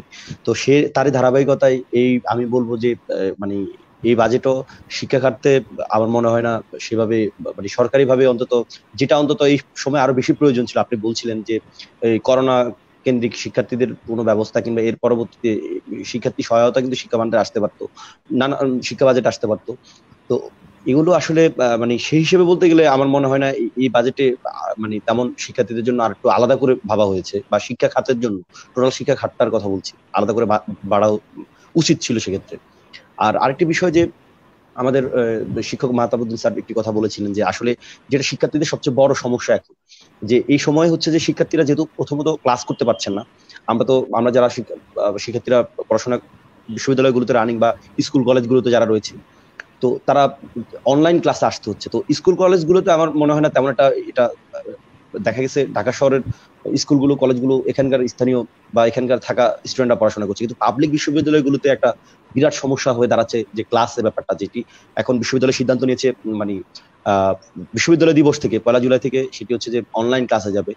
তো আসলে পাবলিক বিশ্ববিদ্যালয়গুলো যতটা এখন পর্যন্ত আমি মনে করি একজন ছাত্র হিসেবে, পাশাপাশি ছাত্র নেতা হিসেবে, যে ঢাকা পাবলিক বিশ্ববিদ্যালয়ের শিক্ষার্থীরা এখন পর্যন্ত অনলাইনে যাওয়ার জন্য উপযোগী হয়নি। কারণ আমাদের এই বিশ্ববিদ্যালয়ে অধিকাংশ শিক্ষার্থীরাই একদম গ্রাম থেকে উঠে আসা, প্রান্তিক জায়গা থেকে উঠে আসা, অনেক শ্রমজীবী পরিবার থেকে উঠে আসা, অনেকের বাবা রিক্সা চালাচ্ছে, কেউ আসলে দিনমজুর। তো এরা যারা আসছে এখানে সবাই কিন্তু আসলে যে ইন্টারনেট ব্যবহার করার জন্য যে ইনস্ট্রুমেন্ট গুলো প্রয়োজন সবগুলো রিকোয়ারমেন্ট গুলো আসলে নেই। পাশাপাশি আবার অনেক শিক্ষার্থীরা রয়েছে যারা হচ্ছে দারিদ্রতার কারণে হয়তো বা ইন্টারনেট খরচটাও চালানো সমস্যা, যেহেতু অনেকে টিউশনি করে বিশ্ববিদ্যালয়ে আমরা দেখেছি তারা চলছে, আমাদের বন্ধুরা বা আমাদের ছোট ভাইরা। তো এদের জন্য এটা একটা আসলেই অসম্ভব ব্যাপার হয়ে দাঁড়াবে। আরেকটি ব্যাপার হচ্ছে আমাদের অনেক শিক্ষার্থীরা রয়েছে যারা ইন্টারনেটের বাইরে, আপনি চিন্তা করবেন যে গ্রামের পার্বত্য চট্টগ্রামের পাহাড়ে যারা থাকছে, তো এরা আসলে কিভাবে ক্লাসগুলো করবে? তো আমাদের প্রায় আমি মনে করি 60%, এটা যদিও রিসার্চের প্রয়োজন, তারপরও আনুমানিক হারে 60% শিক্ষার্থীরা হচ্ছে আসতে পারবে না। তো শুধু 40% শিক্ষার্থীদেরকে নিয়ে তো আসলে অনলাইন ক্লাসে যাওয়া যায় না, এদের কথা শুধু ভাবলেই হবে না। আমার যে 60% শিক্ষার্থী রয়েছে তাদেরকে কিভাবে সহায়তা দিয়ে, তাদেরকে কিভাবে এই ক্লাসগুলোতে, যেহেতু অনলাইন ক্লাস এখন প্রয়োজন, যেহেতু আমাদের এই সময়টা আমরা অন্তত কাটিয়ে উঠতে পারবো জানি না কবে, কিন্তু এই সময়টাতে অন্তত কিছুটা ক্লাসের অন্তত প্রয়োজন খুব জরুরি হয়ে দাঁড়িয়েছে। তো সে জায়গা থেকে আমাদের বিশ্ববিদ্যালয়ের প্রশাসন কিংবা সরকারেরও একটি সহায়তা থাকতে পারে যে কিভাবে ছাত্রদেরকে এই ক্লাসগুলোতে আনার জন্য যে ইনস্ট্রুমেন্ট প্রয়োজন কিংবা ডাটা প্যাকেজ দেওয়া যায় কিনা, বিভিন্নভাবে এই উদ্যোগগুলো নেওয়া প্রয়োজন মনে করছি। ধন্যবাদ সৈকত ভাইয়া। আমরা দেখতে পাচ্ছি আমরা অডিয়েন্সের কাছ থেকে বেশ কিছু প্রশ্ন এবং কমেন্ট আমরা পেয়েছি। তো আমি কিছু প্রশ্ন এবং কমেন্ট হচ্ছে এখানে শো করছি। আশা করি আমাদের প্যানেলিস্টরা তাদের কিছু কোশ্চেন অ্যাড্রেস করে সেই সম্পর্কে উত্তর দেবেন। তো প্রথমে সুলতানুর আরিফিন বাজিদ উনি বলেছেন করোনাকালীন সময়ে থমকে থাকা শিক্ষা ব্যবস্থার ভবিষ্যৎ নিয়ে তরুণদের ডিপ্রেশনের ব্যাপারটায় ম্যামের মূল্যবান মতামত আশা করছি। উনি আরো জানতে চেয়েছেন সৈকত ভাইয়ের চমৎকার উদ্যোগের ভবিষ্যৎ এবং পুরো দেশে এমন কিছুকে ম্যাক্রো আকারে রূপ দেওয়া যায় কিনা সে সম্ভাবনা সম্পর্কে উনি জানতে চেয়েছেন। নাবিলা মতিন চৌধুরী উনি জিজ্ঞেস করেছেন according to ILO more than 1 in 6 young people have stopped working. Meanwhile, private companies have already laid off their workers. Won't this emerging situation compel the youth to choose the government sector over the private sector for job? Taslima Tasnim উনি বলেছেন there are endless free and open online courses available that will help youth to improve their skills. Which courses are likely to be in high demand in post-coronavirus world for youth? উনি জানতে চেয়েছেন corona পরবর্তী সময়ে আমাদের কোন কোন দক্ষতাগুলো অধিক মূল্যবান হয়ে দাঁড়িয়ে। নওশিন অদ্রি প্রশ্ন করেছেন about building optimal structures for a mentally healthy life that works for the youth in this tough period. How much Bangladesh is doing to building the youth mental condition? ফাতিহা নুসরাত উনি একটি প্রশ্ন করেছেন সিরিয়ার একজন তরুণ ডানা সুবাদ উনি হচ্ছে বেশ কিছু উদ্যোগ নিয়েছেন এবং যেটি করোনাকালীন সময় বেশ প্রশংসনীয় একটি উদ্যোগ ছিল এবং উনি জানতে চেয়েছেন যে বাংলাদেশে এই ধরনের ইউথরা কি প্রপার রিকগনাইজড হচ্ছেন কিনা। শোয়েব আহমেদ বলেছেন বর্তমান দুর্যোগকালীন সময়ে ডাকসুর সদস্য তানভীর হাসান সৈকত এর কার্যক্রম প্রশংসনীয় এবং অনুকরণীয়। তার এই কার্যক্রম আরো বিস্তৃতভাবে করা যায় কিনা সেটি শুনতে চাই তার নিকট থেকে। আমরা সৈকত ভাইয়ের কাছে যাব। কৃতিকা সাহা প্রশ্ন করেছেন how can students meet up the practical experience of the applied subjects which they are lacking due to the online classes. আমার মনে হয় এটা খুব গুরুত্বপূর্ণ একটা প্রশ্ন উনি তুলে ধরেছেন। Will they become an efficient man power in near future? Suraiya Ruhi জানতে চেয়েছেন shouldn't the government arrange more scholarship or stipend to secure entrepreneur financial? Shakib Mahmud ওনার প্রশ্ন আছে বেশ কয়েকটা গিগ ইকোনমি নিয়ে। উনি জানতে চেয়েছেন how can gig economy help to protect the new portion of the unemployment population in youth of Bangladesh in COVID-19? How much the government regulations are friendly towards relevant gig economy like ride sharing and freelancing? এবং what new policies could be taken by the government? Nowshin Atri উনি বলেছেন to relate the youth with gig economy they need to be trained first. How it will be possible to provide them skill development trainings in such short time? তো উনি জানতে চেয়েছেন এই সংক্ষিপ্ত সময় তাদেরকে কিভাবে স্কিল ডেভেলপমেন্টের ট্রেনিং দেওয়া যেতে পারে। এশা খন্দকার উনি প্রশ্ন করেছেন caught off guard like the rest of the world, freelancers are also facing a particularly dry season, যেমনটা আমরা সবাই জানি। In addition to managing job uncertainty, freelancers are also experiencing other issues. উনি কয়েকটি ইস্যুর কথা বলেছেন এবং উনি জানতে চেয়েছেন যে এটি ভবিষ্যতে কি ধরনের রূপ নেবে। সাদিয়া ইসলাম ইভা উনি প্রশ্ন করেছেন করোনা পরবর্তী সময় হয়তো অনেকেরই স্বাভাবিক জীবনযাপন করা সম্ভব হবে না। অনেক তরুণকে হয়তো তার পড়ালেখা বন্ধ করে কাজে লেগে যেতে পারে, যেমন আমরা বলছিলাম ড্রপ আউটের কথা। আমাদের দারিদ্র্যের হার বাড়ছে বা হয়তো আরো বাড়বে। এই কারণে তরুণদের কি ধরনের দক্ষতা থাকা জরুরি এবং যেটা তাদের পরিবারকে সাপোর্ট করতে পারে, সরকার কি ধরনের পদক্ষেপ নেওয়া উচিত উনি প্রশ্ন করেছেন। এবং ইশতিয়াক দীপ্র উনি প্রশ্ন করেছেন currently ICT division is running learning and earning development project with a goal to train up 40,000 youth people in 3 categories. Will this project inspire the youth towards entrepreneur, startup or freelancing career rather than looking for a job? আপাতত আমার কাছে এই কয়টি প্রশ্ন, পরবর্তীতে হয়তো comment পেলে আমি হয়তো আরো কিছু প্রশ্ন অ্যাড্রেস করতে পারবো। তো আমি প্রথমে হচ্ছে ডক্টর সাইমা হক বিদিশা ম্যামের কাছে যাচ্ছি। ম্যাম, আপনি যদি এখান থেকে কয়েকটা প্রশ্ন অ্যাড্রেস করে কোনো রিপ্লাই দিতেন। বিদিশা। ধন্যবাদ। আমার মনে হয় কয়েকটা প্রশ্ন এসছে, সেটা হচ্ছে যে ভবিষ্যতে শিক্ষা ব্যবস্থার ক্ষেত্রে একটা আনসার্টেনিটি এবং এই ধরনের বিষয়গুলো নিয়ে, সেই বিষয়গুলো নিয়ে আমি কয়েকটা জিনিস বলবো। একটা হচ্ছে আমার মনে হয় এটা খুব খুব জরুরি আমাদের এখন একটা এডুকেশন লোনের বিষয়ে চিন্তা করা, এবং একটু খুব সিরিয়াসলি এই বিষয়টা চিন্তা করা দরকার। কারণ অনেক ক্ষেত্রে স্টাইপেন্ডটা অনেক ছাত্রছাত্রী খুব একটা ইতিবাচক ভাবে নেয় না। অনেক ক্ষেত্রে এটা একটা মানসিক ভাবেও এটা অনেক ধরনের একটা একটা ইনফিরিয়রিটি কমপ্লেক্স আসতে পারে, স্বাভাবিক। হ্যাঁ, আর অনেক সময় স্টাইপেন্ডটা দেওয়াও সবসময় সম্ভব হয় না। আমি এখানে একটু বলছি, আমাদের অর্থনীতি বিভাগে ঢাকা বিশ্ববিদ্যালয় থেকে আমরা কিন্তু চেষ্টা করেছি কিছু কিছু স্টুডেন্টকে আইডেন্টিফাই করে তাদেরকে স্টাইপেন্ড দেওয়ার বা তাদেরকে কিছু সাহায্য করার, কিন্তু এটা সব সময় সম্ভব হয় না। এবং এই কারণে আমার মনে হয় স্টুডেন্ট লোনের বিষয়টা এটা একটা খুব ইম্পর্টেন্ট একটা পলিসি সরকারের কিন্তু নেওয়ার চিন্তা করা উচিত। এবং শুধু সরকার না, সরকারকে যদি একটা সাপোর্ট দেওয়া হয়, ইউনিভার্সিটি গ্র্যান্টস কমিশন এবং সংশ্লিষ্ট যে শিক্ষা প্রতিষ্ঠানগুলো রয়েছে, অন্তত উচ্চ শিক্ষা প্রতিষ্ঠান যেগুলো রয়েছে, সেগুলো কিন্তু স্টুডেন্ট লোনের কার্যক্রমটা কিন্তু শুরু করতে পারে শিথিল শর্তে এবং খুব স্বল্প সুদে। এটা একটা গুরুত্বপূর্ণ একটা বিষয়। দ্বিতীয় যে বিষয়টা আমি বলতে চাচ্ছি, এটা হয়তো স্টুডেন্টদেরকে কিছুটা হলেও একটু সাময়িক একটু স্বস্তি দিতে পারে, সবাইকে না হলেও অনেককে হয়তো সাহায্য করতে পারে। দ্বিতীয় বিষয়টা হচ্ছে যে আমাদের অনলাইন কার্যক্রমের ক্ষেত্রে, সেক্ষেত্রে আমাদের কিন্তু একটু চিন্তা করতে হবে, অনলাইন কার্যক্রমটাকে আমাদের একটু বোধহয় একটু সহজভাবে চিন্তা করতে হবে। এবং সহজভাবে চিন্তা করার বলতে আমি যেটা বুঝতে চাচ্ছি সেটা হচ্ছে যে আমরা একেবারে অনলাইনে ক্লাস নেওয়ার যদি আমরা এটাকে আমরা ফাইনাল ধরে নেই, তাহলে যে সমস্যা হবে, অনেক ছাত্র যারা একেবারে প্রত্যন্ত অঞ্চলে আছে তারা হয়তো ইন্টারনেট কানেকশনের জন্য মোবাইল ডিভাইসের জন্য ক্লাস নিতে আসতে পারবে না। সুতরাং একটা বিষয় যেটা মাহতাব বললো, যে এই যে বিভিন্ন ধরনের অল্টারনেটিভ স্কিম আমরা চিন্তা করছি, যে একটা স্মার্টফোন ধার দেওয়ার বিষয়টা বা এই ধরনের স্কিমটা, এটা একটা খুব গুরুত্বপূর্ণ। এবং ইউনিভার্সিটি গুলোর ক্ষেত্রে, আমি উচ্চশিক্ষা প্রতিষ্ঠানের কথা বোধহয় বেশি এখানে চিন্তা করা হচ্ছে, তাদের ক্ষেত্রে কিন্তু একটু চিন্তা করতে পারে যে বিভিন্ন ডিজিটাল ডিভাইস বা অনেকের ক্ষেত্রে কিন্তু ল্যাপটপও থাকে, ল্যাপটপ পুরনো হয়ে গেছে, একটু সারিয়ে নিলে হয়তো ব্যবহার করা যাবে, সেই ল্যাপটপ মোবাইল ফোন এগুলোকে স্টুডেন্ট লিডাররা কিন্তু এই কার্যক্রমগুলো চালাতে পারে, যে এগুলো একেবারে প্রত্যন্ত অঞ্চলে যেসব যাদের ডিজিটাল ডিভাইস নাই তাদেরকে পৌঁছে দেওয়া।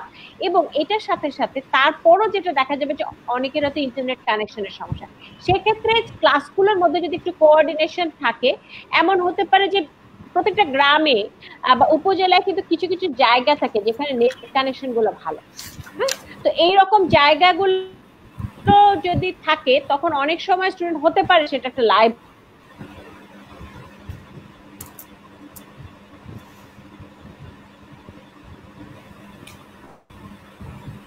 সরি আমার ইন্টারনেট কানেকশনই বোধহয়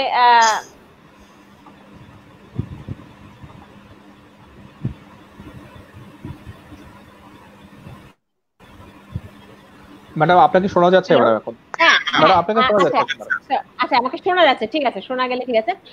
তো সেকেন্ড যে বিষয়টা সেটা হচ্ছে যে আমাদের ওইভাবে যদি আমাদের ক্লাসটা একটু কোঅর্ডিনেট করা যায়, তাহলে এরকম হতে পারে ছেলে মেয়েরা হয়তো ওই নির্দিষ্ট জায়গায়, ধর একটা লাইব্রেরি বা একটা কোনো একটা জায়গায়, সেখানে কাজটা মানে ইন্টারনেটের কাজগুলো একটু করতে পারে ওই রকম সময়। আমি বলছি একেবারে ঝরে পড়া যে অংশের মানুষরা রয়েছে।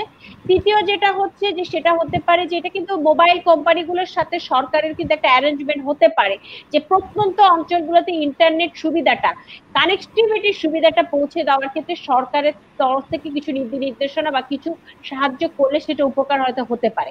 সেই বিষয়টা একটা দেখার বিষয় হতে পারে। এবং আরেকটা বিষয় হচ্ছে যে অনলাইন ক্লাসের ক্ষেত্রে আমাদেরকে একটু ইজিলি যেতে হবে। আমরা যেটা করতে পারি অনেক ক্ষেত্রে সেটা হচ্ছে অনলাইন কিছু মেটেরিয়াল আপলোড করতে পারি রাদার দ্যান অনলাইন ক্লাস। সুতরাং on top of online class, তাতে করে স্টুডেন্টদের জন্য কেউ যদি ওই সময় কোর্স মেটেরিয়ালটা নাও দেখতে পারে বা ক্লাসে নাও আসতে পারে, পরে কোর্স মেটেরিয়ালটা ডাউনলোড করে পড়াশোনাটা কিছুটা চালিয়ে যেতে পারবে।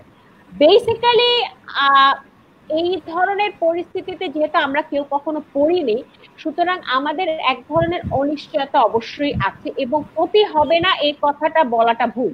ক্ষতি সবারই হবে, ক্ষতিটা আমরা কিভাবে একটু কমিয়ে আনতে পারবো সেটার জন্য বিভিন্ন পলিসি প্ল্যানিংটা দরকার আছে। আমাদের বাজেটে কিন্তু আমার যেটা মনে হয় যে একটা বিষয় খুব মিসিং, যে আমরা কিন্তু শিক্ষা খাতে যখন অনলাইন ব্যবস্থার কথা বলছি ওখানে কিন্তু একটা বরাদ্দ কিন্তু আমি আশা করছিলাম যে একটা বরাদ্দ স্পেসিফিক্যালি থাকবে যে শিক্ষা খাতে অনলাইন কার্যক্রমটার জন্য। সেই বিষয়টা যদি আমাদের রিভাইজ বাজেটে একটু চিন্তা করা যায় তাহলে কিন্তু এটা উপকার হতে পারে। আরেকটা জিনিস যেটা ছিল সেটা হচ্ছে যে সরকারি চাকরি বা প্রাইভেট সেক্টর যেমন, হ্যাঁ সরকারি চাকরিতে যে সার্টেনিটিটা আছে সেই সার্টেনিটিটাই কিন্তু ছেলে মেয়েদেরকে আকৃষ্ট করে, কিন্তু সরকারি চাকরির সুযোগটা কিন্তু সীমিত। আমার মনে হয় পলিসির দিকে যদি বলি, আমি বেসিক্যালি আমি বলবো একটা হচ্ছে স্টুডেন্ট লোন, দ্বিতীয়টা হচ্ছে যে বিভিন্ন ধরনের সেলফ এমপ্লয়মেন্ট অ্যাক্টিভিটিজে মানুষকে এনার্জাইজ করা বা ছেলে মেয়েদেরকে অ্যাট্রাক্ট করার জন্য বিভিন্ন পলিসি নেওয়া, এটা ভীষণ জরুরি। কারণ একটা উপায় হচ্ছে এমপ্লয়মেন্ট জেনারেশনে প্রাইভেট সেক্টরকে চাঙ্গা করা বা প্রাইভেট ইনভেস্টমেন্ট চাঙ্গা করা, এটা কিন্তু খুব সহজ কাজ না, এবং এটার সাথে ইন্টারন্যাশনাল অনেক ইস্যুও কিন্তু জড়িত। হ্যাঁ, তো এখন সুতরাং আমরা যদি মোটামুটি ভাবে কম সময়ে কর্মসংস্থানে ছেলে মেয়েদেরকে আনতে চাই, জব লসটাকে ঠেকাতে চাই, এবং নতুন ভাবে যারা কর্মসংস্থানে আসতে চায় তাদেরকে আমরা এনকারেজ করতে চাই, তাহলে একটা স্টার্ট আপের ইয়ুথদের স্টার্ট আপের একটা বিষয় কিন্তু এই বছরের আগের বছরের বাজেট ছিল, এই বছরের বাজেট আমরা দেখছি না 100 কোটি টাকা স্টার্ট আপ। আমি মানে বিভিন্ন জায়গায় এটা বলেছি যে এই স্টার্ট আপটাকে এটা একটা ইম্পর্টেন্ট একটা বিষয় হতো যে আরবান সেন্ট্রিক ইয়ুথদের জব ক্রিয়েশনের জন্য এই স্টার্ট আপটাকে আরেকটু বড় আকারের করে যদি কোনো একটা পলিসি নেওয়া যেত সেটা কিন্তু খুব হেল্পফুল হতে পারত। এবং এই স্টার্ট আপের সাথে সাথে রিলেটেড যে বিভিন্ন ট্রেনিং প্রোগ্রাম, বিভিন্ন কোর্স ডিজাইন, এই জিনিসগুলো কিন্তু অনলাইনে কিছুটা হলেও দেওয়া যেত। আরেকটা বিষয় সেটা হচ্ছে এসএমই গুলোর জন্য, যারা একটু রুরাল এরিয়া যেসব তরুণরা আছে তাদের জন্য বা নতুন যারা উদ্যোক্তা যারা রয়েছে তাদের জন্য কিন্তু বিশেষ করে অনলাইন কার্যক্রমের জন্য একটা বাজেটে একটা বরাদ্দ আছে, এবং নরমালি আমরা দেখেছি এসএমইর জন্য একটা বরাদ্দ দেওয়া হচ্ছে প্রণোদনা, সেটা হচ্ছে 20,000 কোটি টাকা। কিন্তু এই বরাদ্দের একটা সমস্যা সেটা হচ্ছে যে ব্যাংকিং চ্যানেলের মধ্যে দিয়ে যখন যাওয়ার বিষয় হচ্ছে, এবং যে ঋণের যে ইন্টারেস্ট রেটের কথা বলেছে, এই পুরো বিষয়টা অনেক ক্ষেত্রে এটা কিন্তু অনেকে এটা নিতে পারছে না। এই জিনিসটাকে যদি একটু সিম্পলিফাইড করা যায় যাতে করে অনেকে নতুন যারা উদ্যোক্তা তারা নিতে পারে, সেটা একটা বিষয়। এবং এই ব্যাংকিং চ্যানেলের মধ্যে দিয়ে যাওয়ার যে বিভিন্ন রেস্ট্রিকশন, বিভিন্ন আমলাতান্ত্রিক জটিলতা, এই জিনিসগুলো যদি একটু সিম্পলিফাইড করা যায় তাহলে কিন্তু অনেকে কিন্তু সেলফ এমপ্লয়মেন্ট অ্যাক্টিভিটিস, এবং আমি মনে করি এখন হচ্ছে পুরা solution to the existing unemployment problem হচ্ছে আমাদের এমফাসিস দিতে হবে সেলফ এমপ্লয়মেন্ট অ্যাক্টিভিটিস এবং স্মল স্কেল এবং স্মল ক্যাপিটাল বেস এমপ্লয়মেন্ট অ্যাক্টিভিটির জন্য। আরেকটা বিষয় বলে আমি এখানে শেষ করছি, যেটা বোধহয় ছিল সেটা হচ্ছে অনলাইন কোর্স, অনেক অনলাইন কোর্স, কোনটা নিব কোনটা নিব না। একটা বিষয় হচ্ছে প্রথমে দেখতে হবে অনলাইন কোর্স কারা দিচ্ছে, এই কে দিচ্ছে সেটা কিন্তু গুরুত্বপূর্ণ। যে কেউ কিন্তু অনেকেই অনলাইনে অনেক কিছু আপলোড করতে পারে, এটা যেমন আমি স্টুডেন্টদের অ্যাসাইনমেন্ট দেওয়ার সময় বলি যে তোমরা রেফারেন্স দিলে দেখবে যে কে আসলে জিনিসটা লিখেছে। সুতরাং এটা ইম্পর্টেন্ট, এবং কি টপিকটা সেটা ইম্পর্টেন্ট, এবং এই কি টপিকটা ইম্পর্টেন্ট কে দিচ্ছে এটা প্রথমে দেখার পরে কোন টপিকটার কথা যদি আমরা চিন্তা করি, সেই টপিকটা হচ্ছে তোমার নিজেরই আগ্রহ আছে কিনা সেই টপিকে, এবং সেই টপিকটার জব মার্কেট রেলিভেন্সটা কিরকম, সেই বিষয়গুলো নিয়ে একটু রিসার্চ করে দেখার দরকার রয়েছে। তবে আসলে আমি যেটা মনে করি এখন কিন্তু অনেক জায়গাতেই কিন্তু ফ্রিলি কিন্তু অনেক কোর্স মেটেরিয়ালটা ডাউনলোড করা যাচ্ছে, যেটা আগে অনেক সময় সম্ভব ছিল না। সেই সুযোগটা কিন্তু নেওয়ার একটা দরকার। আমার মনে হয় এখানে বেশ কয়েকটা কথা আমি বলছি, আমি এখানে থাকবো। ধন্যবাদ বিশা ম্যাম। আমার মনে হয় আপনি বেশ কয়েকটা প্রশ্নের উত্তর দিয়েছেন। আমি মাহতাব স্যারের কাছে যাচ্ছি। মাহতাব স্যার, গিগ ইকোনমি নিয়ে আমরা বেশ কয়েকটা প্রশ্ন দেখতে পাচ্ছি, এবং এর সাথে আরো কয়েকটা প্রশ্ন যুক্ত হয়েছে যে নতুন নিউ নরমালে আমাদের এই ধরনের ল্যাকিংস জব সেক্টরে কিভাবে যুক্ত হতে পারে। মাহতাব স্যার। ধন্যবাদ রাফিউল। ওকে রাফিল, আমি কয়েকটা প্রশ্ন একটু টাচ করে যাচ্ছি। আমি কি আমার অর্ডারে যেতে পারি? আই মিন, হ্যাঁ, sure sir, sure. Thank you. Thank you Rafel. তো একটা প্রশ্ন ছিল যে আমাদের কোন অ্যাপ্লাইড সাবজেক্টস গুলি আমাদের এখন মোর রিলেভেন্ট হবে এবং ফিউচারে কি স্কিল লাগবে সেরকম একটা প্রশ্ন ছিল। তো আমার যেই জায়গাটায় মনে হয়, দেখুন এখানে একটা জিনিস খুবই ক্লিয়ার এবং স্পষ্ট, সেটা হচ্ছে এই প্যান্ডেমিক আমাদেরকে জিনিসটা দেখিয়েছে, সেটা হচ্ছে ফোর্থ ইন্ডাস্ট্রিয়াল রিভলিউশনের কথাটা যেটা আমরা বলছিলাম সেটা আসলে খুব বেশি দূরে নাই, হয়তো বা এই প্যান্ডেমিকটা সেটা আরো কাছে এগিয়ে এসেছে। তার সো এখানে কিছু জায়গা যেমন আমরা ক্লিয়ারলি বলতে পারি যে আপনি যদি এখন আন্ডার গ্রাজুয়েট স্টুডেন্ট হন, আপনার জন্য বা আপনি যদি এখন আন্ডার গ্রাজুয়েট যদি এনরোল না করে থাকেন, তাহলে যেমন বায়োটেকনোলজি রিলেটেড যে সাবজেক্টগুলি আছে সেগুলি একটা মেজর ডিমান্ড ফিউচারে তো দেখতে পাবো আমরা। বাট আপনি যদি অলরেডি যদি কোনো একটা ফিল্ডে থাকেন, ইকোনমিক্স বা এরকম অন্য কোনো ফিল্ডে যদি থাকেন, তাহলে আপনি যেই জায়গাগুলো বলতে পারি যে জায়গাগুলোতে ভালো রকমের ডিমান্ড তৈরি হবে, তার মধ্যে হচ্ছে ডেটা অ্যানালাইসিস, বিগ ডেটা, এই পার্সপেক্টিভ যেগুলি আছে সেগুলি ডেফিনেটলি মোটামুটি ভালো ডিমান্ডিং হবে ফিউচারে। একটা ডেটা হ্যান্ডলিং ক্যাপাসিটি যেটা, এটা undoubtedly in future it will be more demanding. একটা প্রশ্ন যেটা ছিল যে youth skill in the future, এবং এই পার্সপেক্টিভে ম্যাডাম অনেকগুলি পয়েন্ট টাচ আপ করে গেছেন। আমি জাস্ট ম্যাডামের পয়েন্টের সাথে একটা জায়গায় একটু যোগ করতে চাই, সেটা হচ্ছে ইউথদের যে স্কিল সেটটা আমরা দেখতে পাচ্ছি বা ইউথদের যে আনএমপ্লয়মেন্টের যে ক্রাইসিসটা তৈরি হতে পারে, এটাকে যদি আমরা অ্যাড্রেস করতে চাই, তাহলে একটা ম্যাডাম অলরেডি বলেছেন যে 100 কোটি টাকার একটা বাজেট ছিল এর আগে। দেখুন এই 100 কোটি টাকা অ্যামাউন্টটা কিন্তু খুবই অল্প। এটা জাস্ট এন্টারপ্রেনারের জন্য। যদি আমরা ইউথের কথা, নাম্বার অফ ইউথের কথা যদি আমরা চিন্তা করি, প্রতি বছর যে নাম্বার অফ ইউথ আমাদের এখানে লেবার মার্কেটে আছে তার তুলনায় এটা খুবই সীমিত। তো ইউথদের সুতরাং এটা আসলে আরো বাড়া উচিত ছিল, এটা যদিও এখন এই বছর ঘোষণা করা হয়নি। তো এই পার্সপেক্টিভে একটা জায়গায় জাস্ট বলতে চাই, সেটা হচ্ছে আমাদের যে সোশ্যাল প্রোটেকশন আছে, সেই সোশ্যাল প্রোটেকশনের এখন গত অর্থ বছরে প্রায় 125টা সোশ্যাল প্রোটেকশন প্রোগ্রাম ছিল, তার মধ্যে 20টা প্রোগ্রাম ছিল হচ্ছে ইউথদের এই এমপ্লয়মেন্ট ট্রেনিং এই রিলেটেড।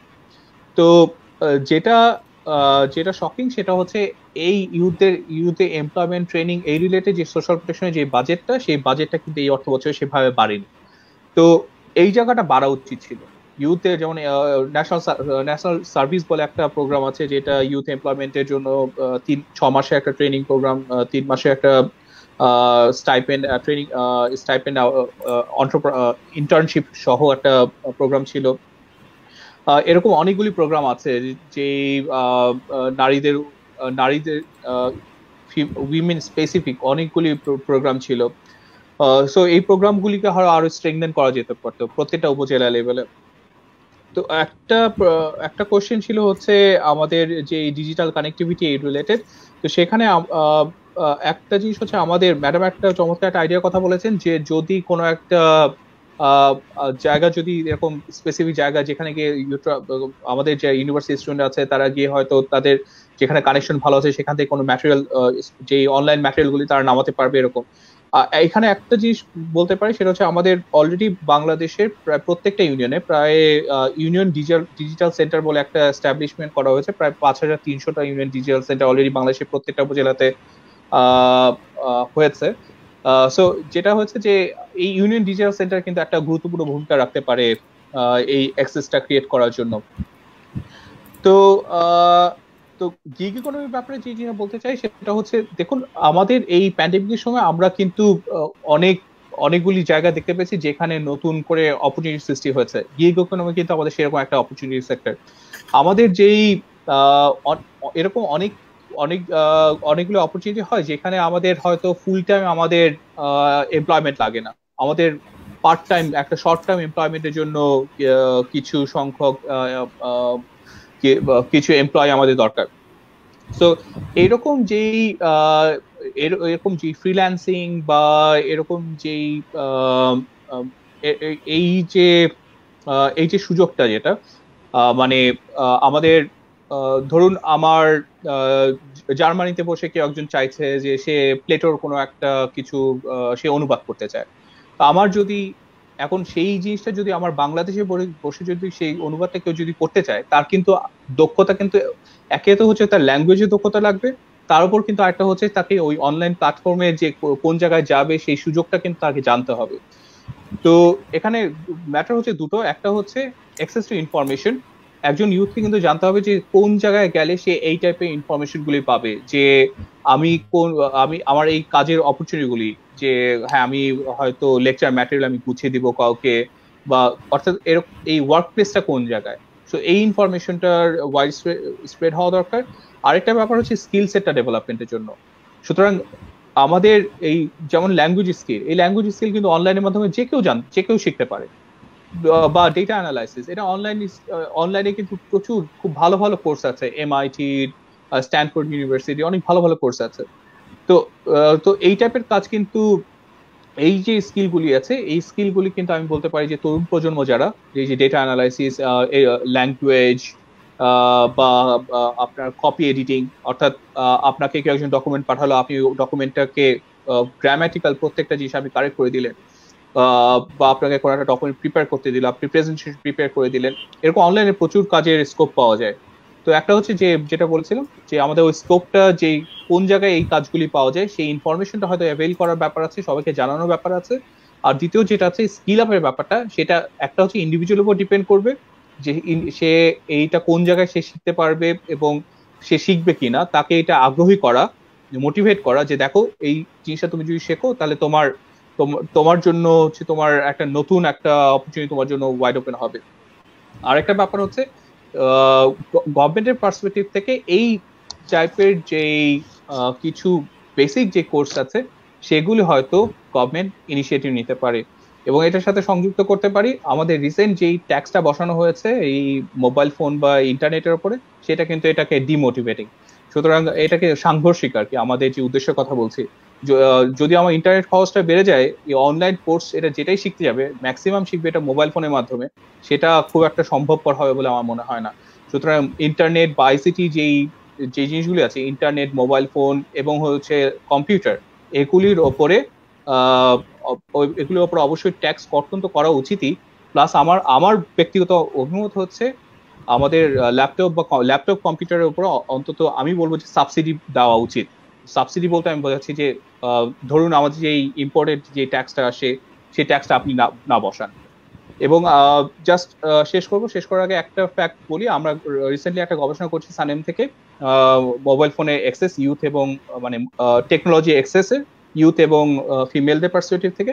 সেখানে আমরা যে জিনিসটা দেখতে পেয়েছি, স্ট্রাইকিং যে ফ্যাক্টটা আমরা দেখতে পেয়েছি, সেটা হচ্ছে ইউথ মেলদের তুলনায় ইউথ ফিমেলদের মোবাইল ফোন বা এরকম যে গ্যাজেট আছে সেটার নাম্বার হচ্ছে হাফ। অর্থাৎ অন ইন এভারেজ যদি 8 জন ইউথের যদি মোবাইল ফোন থাকে, ফিমেলদের ক্ষেত্রে এটা হচ্ছে 4 জন। এটা পুরো নেশন ওয়াইড এটা হচ্ছে আমরা এটা পেয়েছি শকিং, মানে এটা যে পুরো যে রিজন সেখানে হচ্ছে এই ডিস্টিংশনটা অনেক হাই।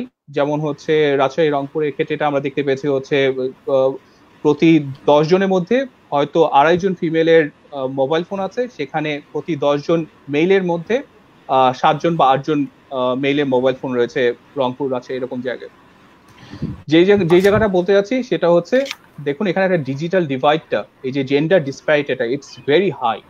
এই জেন্ডার ডিসপ্যারিটিটা দূর করা দরকার, যেভাবে হোক না কেন। এই জেন্ডার ডিসপ্যারিটিটা যদি আমরা দূর করতে না পারি, এটা আমাদের যে স্কিল সেট আপ করার কথা বলছি সেটা হোমোজেনাস সবার জন্য একরকম ভাবে হবে না। আমরা হয়তো ফিমেলদেরকে তারা হয়তো কম্পারেটিভলি মোর ডিপ্রাইভ হবে। ধন্যবাদ রাফিল। ধন্যবাদ স্যার পুরো ব্যাপারটাকে চমৎকারভাবে তুলে ধরার জন্য।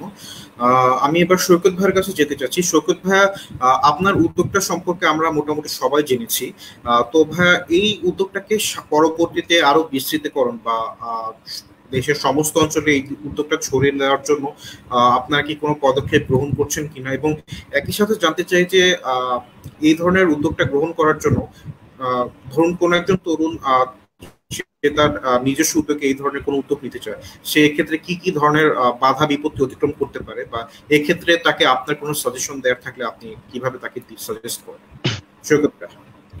ধন্যবাদ। প্রথম যেটি বলছেন যে আসলে আমার এই কার্যক্রমটি আরো বিস্তৃত করা যায় কিনা, তো একটা কথা বলে রাখছি যে আসলে আমি তো একজন ছাত্র মানুষ, বা আমার এখানে যারা কাজ করছে তারা ছাত্র, এবং আমাদের বিশ্ববিদ্যালয়ের কয়েকজন ক্ষুদ্র ব্যবসায়ী, তাদের একটি কর্মসংস্থান হয়েছে, প্রায় 12 জনের মতো এখানে কর্মসংস্থান হয়েছে। তো আমাদের এই ক্ষুদ্র জায়গা থেকে আমরা যখন আমাদের এই কার্যক্রমটি শুরু করি, শুরু করার মূল জায়গাটাই হচ্ছে যে আর্থিক সহায়তা কিভাবে বা আর্থিকভাবে কিভাবে, আমরা তো আমাদের তো টাকা নেই, আমরা তো ছাত্র, পাশাপাশি এই ক্ষুদ্র ব্যবসায়ীদেরকে দিয়েছি যারা হচ্ছে কাজ করছে, আমরা তাদেরকে পার ডে হিসাব করে কিছুটা তাদের পরিবার চালানোর মতো একটা খরচ দিচ্ছি ওদেরকে। তো একটা সময় যখন অনেকেই সহযোগিতা করেছে বা আমরা নিজেদের বন্ধু বান্ধব, আমাদের বিশ্ববিদ্যালয়ে অনেক শিক্ষকরা আমাদেরকে সহায়তা করেছে, দিয়েছে, আমাদের সাবেক শিক্ষার্থীরা, অনেক পেশাজীবী, সাংবাদিক, পুলিশ, তারা আমাদেরকে সহযোগিতা দিয়েছে।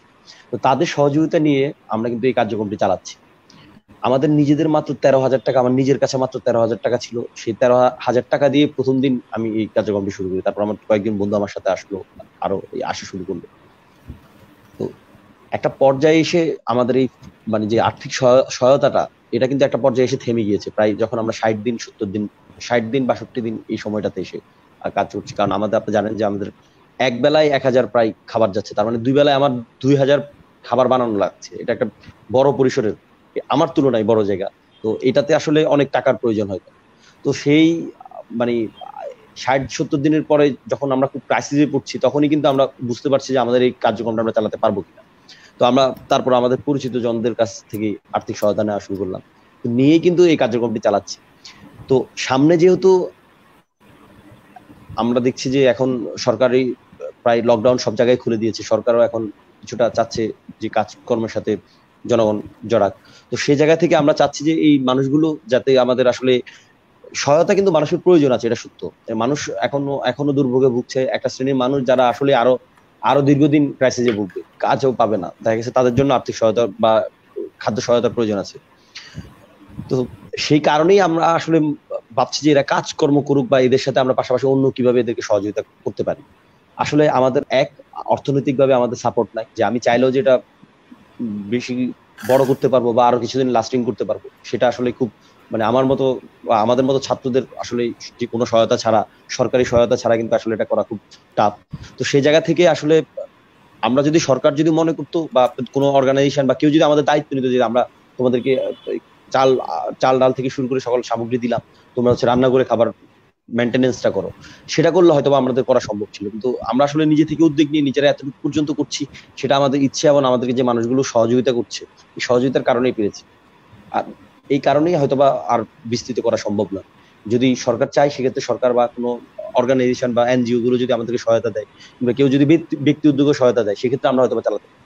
আর আরেকটি বিষয় আপনি বলছেন যে এই কাজগুলো করার জন্য আসলে কি প্রয়োজন হয়, একজন তরুণ ছাত্র বা যুবক কেউ যদি কাজ করতে চায় মানুষের জন্য এইভাবে, সবচেয়ে বড় জিনিসটা হচ্ছে আসলে ইচ্ছাটার প্রয়োজন হয়। আপনি মানুষের জন্য কিছু করার জন্য একটা আপনার ডেডিকেশন থাকবে, তাদের জন্য কিছু করার জন্য মন মানসিকতা থাকবে, সে জায়গা থেকে শুরুটা করতে হয়। তারপরে হয়তোবা কিছু মানুষের সাথে আপনার পরিচয় ঘটবে, আপনার ইচ্ছার কারণে মানুষ দেখবে আপনি যে কাজটি করছেন, আপনাকে সহায়তা করবে। ইভেন আর্থিক সহায়তা পর্যন্ত মানুষ করেছে। তার মানে এটা স্পষ্ট যে একটা শ্রেণীর মানুষ যারা সহযোগিতা করে, ভালো কাজের জন্য তারা সহযোগিতা করে।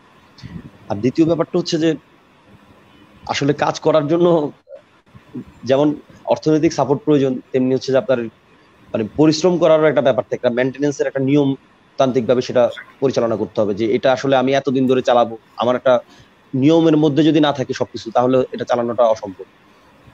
এই দুইটা জায়গাটা আসলে গুরুত্বপূর্ণ ভাবে আমার কাছে মনে হচ্ছে বাধা। আর এমনিতে অনেক বাধা থাকবে, সেটা রাস্তায় নামলেই বুঝবেন, পথে ঘাটা অনেক, সবাই চাবে যে কোনো না কোনো ভাবে চাপতে।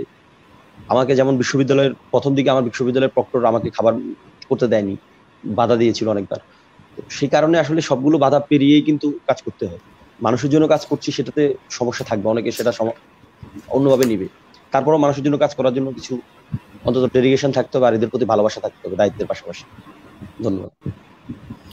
ধন্যবাদ সৈকত ভাইয়া, আমরা আপনার উদ্যোগটা সম্পর্কে জানলাম এবং চমৎকার এই উদ্যোগকে আমরা চাই আমাদের তরুণ যারা আছে তারাও হয়তো এই উদ্যোগে অনুপ্রাণিত হয়ে তারাও এই রিলেটেড কিছু করতে পারো।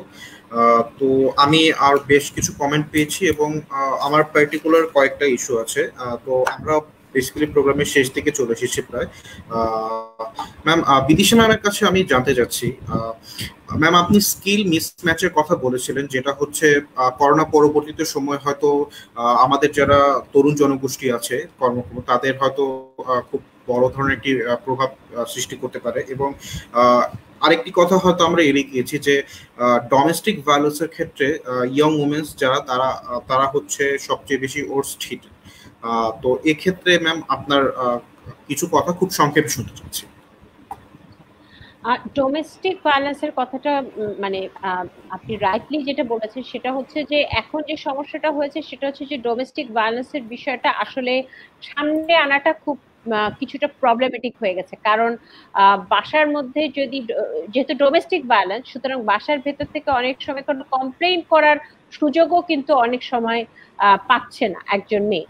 সুতরাং সেক্ষেত্রে যেটা গুরুত্বপূর্ণ, তারপরও যেটা গুরুত্বপূর্ণ সেটা হচ্ছে যে সরকারের তরফ থেকেও যেটা দরকার, এনজিওদের তরফ থেকেও যেটা দরকার, বিভিন্ন যে হটলাইন নাম্বার, এই বিষয়গুলোকে কিন্তু প্রচলিত করতে হবে এবং এই বিষয়গুলোকে কিন্তু, এই নাম্বারগুলো কিন্তু সবার কাছে পৌঁছে দিতে হবে। এই যে টেলিভিশনের স্ক্রলে নিচে যদি নাম্বারগুলো বারবার যেতে থাকে তাহলে কিন্তু অনেক সময় দেখা যাচ্ছে যে অনেক গ্রামের একজন মেয়ে, সে হয়তো নাম্বারটা লিখে রাখতে পারে, সুবিধাজনক সময় সে কিন্তু কমপ্লেনটা লঞ্চ করতে পারে। কিন্তু অনেক সময় কিন্তু এই ধরনের হটলাইন গুলো অনেক সময় কাজও করে না, থাকেও না, অনেক সময় এই নাম্বারগুলো মানুষজন, সাধারণ মানুষ জানতেও পারে না। সুতরাং এইটা খুব গুরুত্বপূর্ণ, প্রথমে একটা জিনিস বলছি। দ্বিতীয় বিষয় হচ্ছে যে এনজিওরা এক্ষেত্রে কিন্তু খুব গুরুত্বপূর্ণ রোল প্লে করতে পারে এবং সরকারের প্রতিনিধি যারা বিভিন্ন তৃণমূল পর্যায়ে আছে তারাও কিন্তু এক্ষেত্রে রোল প্লে করতে, এবং এক্ষেত্রে আমি এটাও বলবো যে আমরা কিন্তু খুব লাভবান হতে পারি যদি আমরা কিছু ধর্মীয় প্রতিনিধি বা লোকাল লেভেল যারা গ্রামের বিভিন্ন প্রতিনিধি রয়েছে তাদেরকে যদি আমরা একটু মোবিলাইজ করতে পারি, তাদেরকে যদি আমরা একটু এনগেজ করতে পারি যে এই বিষয়টা যে খারাপ, এই মেসেজটা দেওয়া।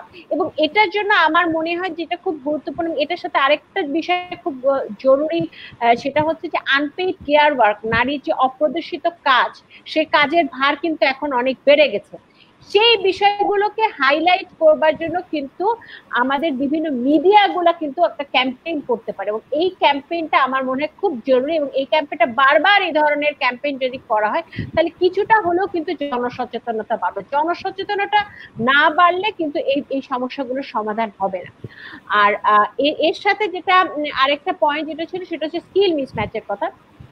স্কিল মিসম্যাচের জন্য আমি যেটা বলবো সেটা হচ্ছে যে একটা সমস্যা হচ্ছে তিনটা এন্টিটি, একটা হচ্ছে শিক্ষা প্রতিষ্ঠান, একটা হচ্ছে আমরা যারা মানে আপনারা যারা ছাত্ররা আছেন, এবং আরেকটা হচ্ছে ইন্ডাস্ট্রি। তিনটার মধ্যে এই ম্যাচ ঘটানো, এবং যে এখানে যে সমস্যা সেটা হচ্ছে কোঅর্ডিনেশনের প্রবলেমটা।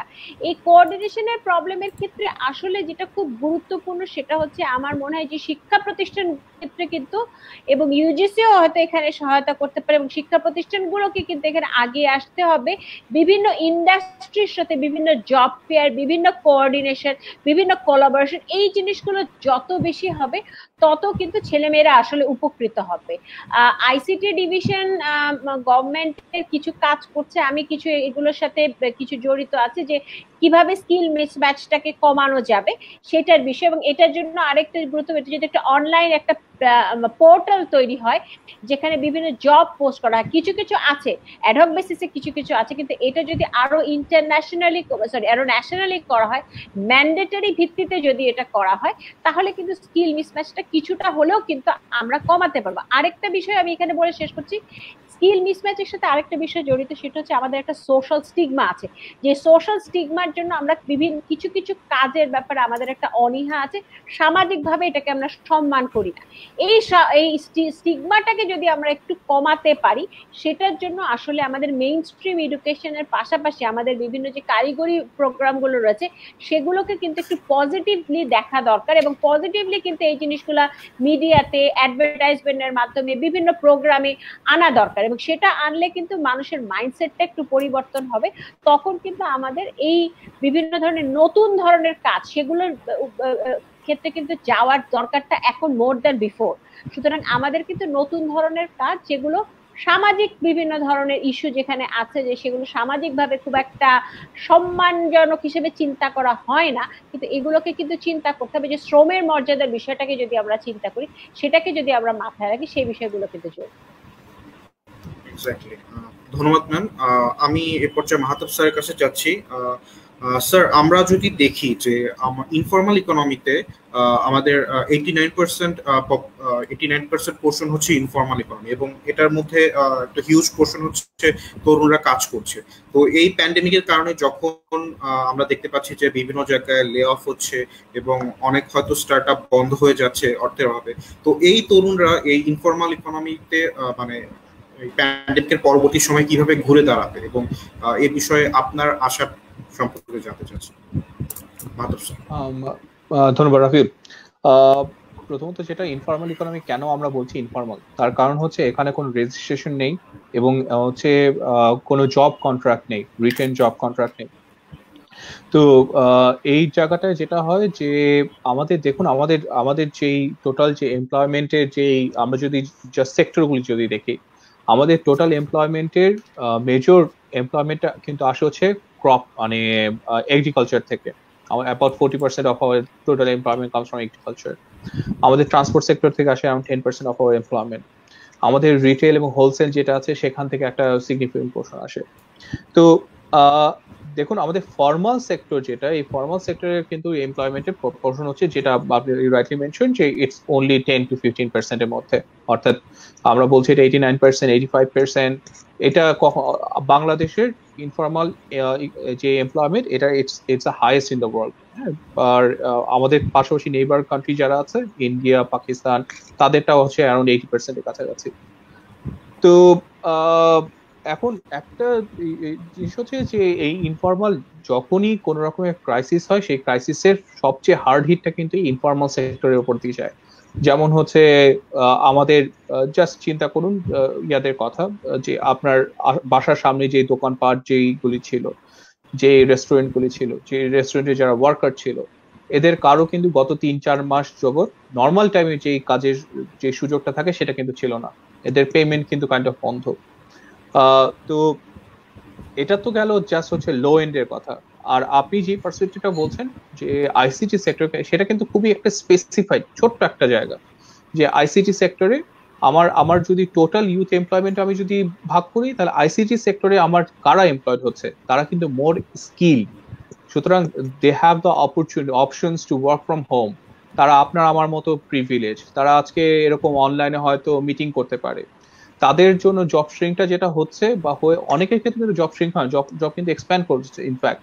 কারণ হচ্ছে এখন আমাদের এই প্যান্ডেমিকের সময় অনলাইন বেসড কার্যক্রম যে পরিমাণ বেড়েছে, এটা আর কোনো ক্ষেত্রে এটা আর কোনো জায়গায় এটা বাড়েনি।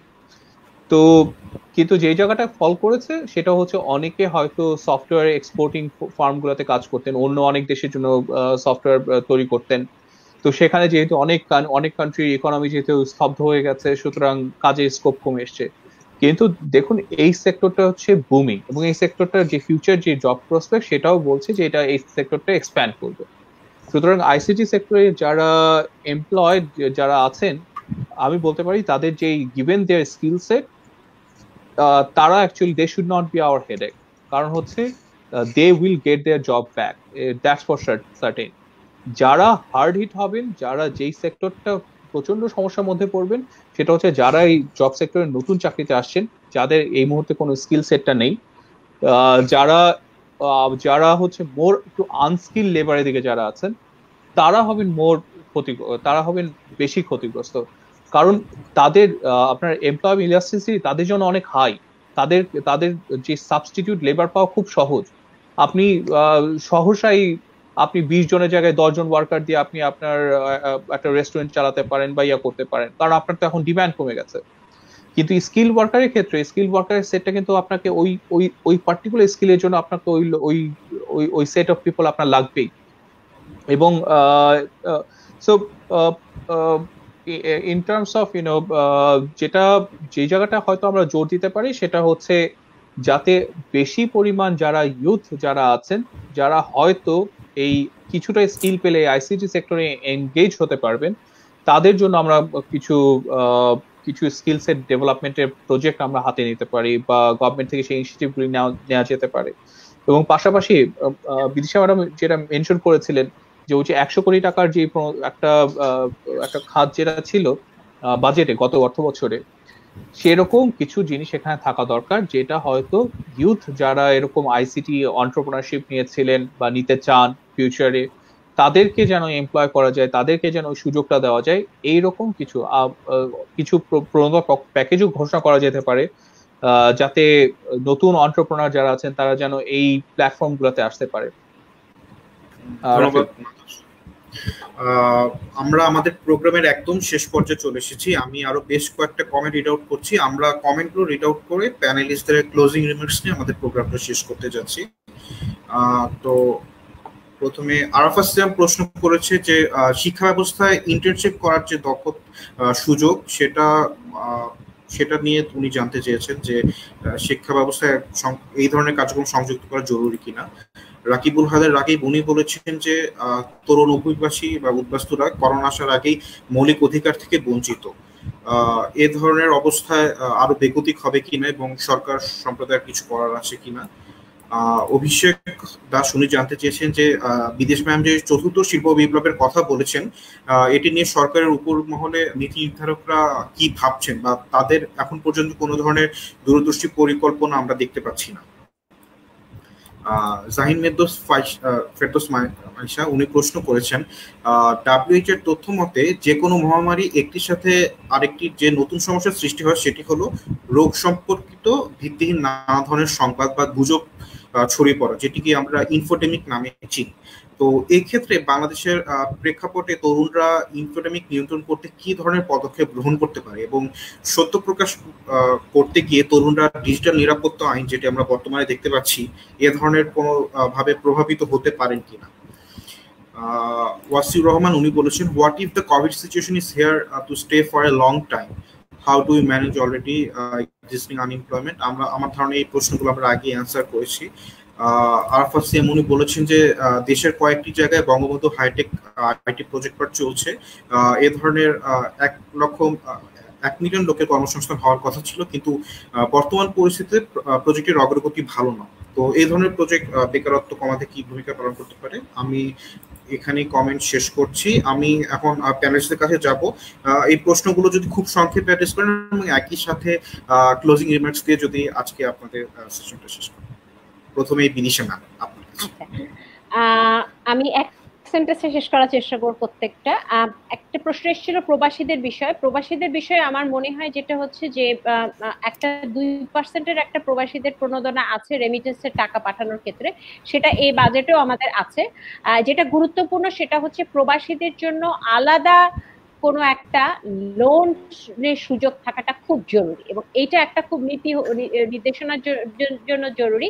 2000 কোটি টাকার একটা লোনের ব্যবস্থা আছে যেখানে প্রবাসী তরুণ নারী সবাই আছে, কিন্তু আলাদা একটা থোক বরাদ্দ থাকাটা জরুরি এবং থোক বরাদ্দ থাকলে হবে না, থোক বরাদ্দটা যেন এমন হয় যেটা সহজেই যাতে সেটা অ্যাক্সেসিবল, এটা খুব শিথিল শর্তে খুব কম ডকুমেন্টেশন এর মাধ্যমে যাতে সেই লোনটা নেওয়া যায় এবং সেটা যেন ফ্লেক্সিবল টার্মস এন্ড কন্ডিশন হয়।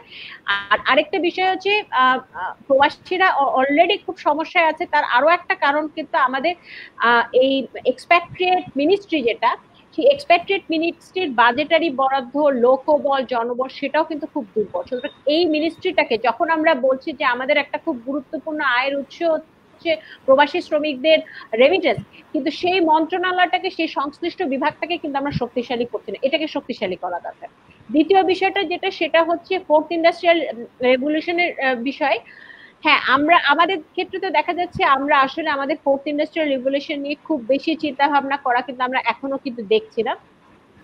তবে সরকারের আইসিটি ডিভিশন থেকে এখন কিছু কিছু কাজ করা শুরু হয়েছে। আমাদের সঙ্গে যখনই বিভিন্ন ধরনের কর্মকাণ্ড আসছে আমরা চেষ্টা করছি বিভিন্ন নীতি নির্দেশনার মধ্যে এই বিষয়গুলোকে বারবার আনতে এবং অন্যান্য যারা রয়েছেন তারাও কিন্তু বারবার এই বিষয়গুলো বলছেন। সুতরাং আশা করি যে ফোর্থ ইন্ডাস্ট্রিয়াল রেভলিউশনের কে ঘিরে একটা বরাদ্দ সেটার সাথে কর্মপরিকল্পনা এবং সেটার সাথে বিভিন্ন প্রশিক্ষণের কিছু সুযোগ দেওয়া হবে। আরেকটা বোধহয় প্রশ্ন ছিল সেটা হচ্ছে যে বিজ্ঞান আইসিটি বা বিভিন্ন ইনফোডেমিকের বিষয়ে আসলে তরুণরা কি করতে পারে। আমার মনে খুব সহজে বলতে গেলে আসলে তাদেরকে আসলে বিজ্ঞানের যে বিষয়টা সেই বিষয়টাকে একটু অ্যানালাইজ করে বোঝানোর দরকার আছে যে কেন স্বাস্থ্যগতভাবে থাকাটা, কেন স্বাস্থ্যবিধি বানাটা এত জরুরি, সেই বিষয়ে যে সায়েন্টিফিক ভিত্তিগুলো, সেই বিষয়গুলো কিন্তু তরুণদের চেয়ে ভালো কিন্তু কেউ বোঝাতে পারবে না। সুতরাং এটা গুরুত্বপূর্ণ। আর আমি শেষ করব বলে, যেটা দুটো কথা বলে শেষ করব। প্রথম কথা হচ্ছে যে কথাটা বারবার বলে আসি, সেটা হচ্ছে যে আমাদেরকে আসলে তরুণদেরকে হচ্ছে সময়টাকে ব্যবহার করতে হবে। এই যে সময়টা, এই সময়টা তরুণদের হাতে যে সময় আছে, যে বয়সটা আছে, এই সময়টাকে সঠিকভাবে ব্যবহার করা, ইতিবাচক ভাবে ব্যবহার করলে কিন্তু ভবিষ্যতের পথটা অনেক বেশি সহজ হয়ে যাবে। এবং সেক্ষেত্রে বিভিন্ন সামাজিক কর্মকাণ্ডে অংশগ্রহণ করা, বিভিন্ন ধরনের অ্যানালাইসিস, বিভিন্ন ধরনের রিসার্চ ইনভলভ হয়, সেগুলো কিন্তু খুব গুরুত্বপূর্ণ। দ্বিতীয় বিষয় যেটা বলবো সেটা হচ্ছে যে এই পরিস্থিতি কারোর জন্য সহজ না, আমার আপনার কারোর জন্য সহজ না। সবাই বিভিন্ন ধরনের সমস্যায় আছে, কারোর জন্য বেশি, কারোর জন্য কম। কিন্তু গুরুত্বপূর্ণ যেটা, সেটা হচ্ছে সমস্যা থাকবেই মানুষের জীবনে, আমরা কেউ এই ধরনের পরিস্থিতিতে আগে কখনো পড়িনি। সুতরাং এই নতুন ধরনের এই সমস্যায় আমাদেরকে কিন্তু ইতিবাচক থাকতে হবে, এবং ইতিবাচক থাকাটা, সমস্যা যদি মনে হয় সেই সমস্যা অন্যের সাথে শেয়ার করা, পরিবারের সাথে শেয়ার করা। আমাদের পারিবারিক বন্ধন কিন্তু, আমাদের সামাজিক বন্ধন কিন্তু অনেক দৃঢ়। সুতরাং এই সুবিধাগুলো নেওয়া, এগুলো কিন্তু গুরুত্বপূর্ণ। এবং তাহলে কিন্তু এই সমস্যাটা থাকবে হয়তো কিছুদিন, কিন্তু এক সময় না এক সময় কিন্তু আমরা এই সমস্যা থেকে বের হয়ে আসবো। সুতরাং ইতিবাচক থাকা এবং ভবিষ্যতের দিকে ইতিবাচক ভাবে চিন্তা করা, সেটাই হচ্ছে গুরুত্বপূর্ণ। ধন্যবাদ। এসিও ধন্যবাদ, অনেক ধন্যবাদ সামিহা বিদিশা ম্যাম আপনাকে। আমি একটু বলতে চাই যে আমাদের আরেকজন প্যানেলিস্ট যিনি ছিলেন শৌকত ভাই, উনি তার ইন্টারনেট সংযোগের কারণে খুব সম্ভবত বিচ্ছিন্ন হয়ে গিয়েছেন আমাদের মাঝখান থেকে। আমরা মাহাতো বুদ্দিন স্যারের কাছ থেকে কিছু প্রশ্ন এবং কনক্লুডিং রিমার্কস সম্পর্কে জেনে আমরা প্রোগ্রামটা শেষ করব। মাহাতো স্যার। ধন্যবাদ রাফিল। আমার মনে হয় বিদিশা ম্যাডাম মোটামুটি সবগুলি প্রশ্ন যেগুলি এসেছিল এই রাউন্ডে, সেগুলি ম্যাডাম অলরেডি বলেছেন। আমি জাস্ট আমার কনক্লুডিং রিমার্কসে বলতে চাই, খুবই সাধারণভাবে যদি বলি, সেটা হচ্ছে দেখুন, আমরা যেই সময়টা পার করছি এই সময়টা খুবই ক্রিটিক্যাল একটা সময়, এটা নিয়ে কারো কোনো দ্বিমত নেই। তো যেই জায়গাটা খুব ইম্পর্টেন্ট, যে জায়গাটা বোঝার জন্য, সেটা হচ্ছে আমরা যদি আমাদের এই সময়টাকে ঠিকমতো কাজে না লাগাই, আমরা যেই এই ক্রাইসিস সময়ের যদি আমরা ঠিক পলিসি যদি না নিতে পারি, এবং সেই পলিসিটা যদি যতটা দ্রুত সম্ভব ততটা দ্রুততার সাথে না নিতে পারি, তাহলে এটা একটা লং টার্ম নেগেটিভ কনসিকুয়েন্স থাকবে। আমরা হিউম্যান ক্যাপিটাল ডেভেলপমেন্টের ক্ষেত্রে সবসময় দুটো প্যারামিটারের কথা আমরা খুব জোর দিয়ে বলি, একটা হচ্ছে এডুকেশন আর একটা হচ্ছে হেলথ কেয়ার। এই দুটোরই অবস্থা কিন্তু নাজুক আমাদের দেশে। আমাদের এডুকেশন সেক্টরের budget as percent of GDP গত বছরের তুলনায় এবছর কমেছে, এবং আমাদের এডুকেশনের budget as percent of GDP one of the lowest in the world. আমাদের health care expenditure as percent of GDP one of the lowest in the world. এই দুটো জিনিস এত having one of the lowest in the world, এই জিনিস কিন্তু আমাদের growth কিন্তু one of the highest in the world. এই জিনিসটা ঠিক মেলে না।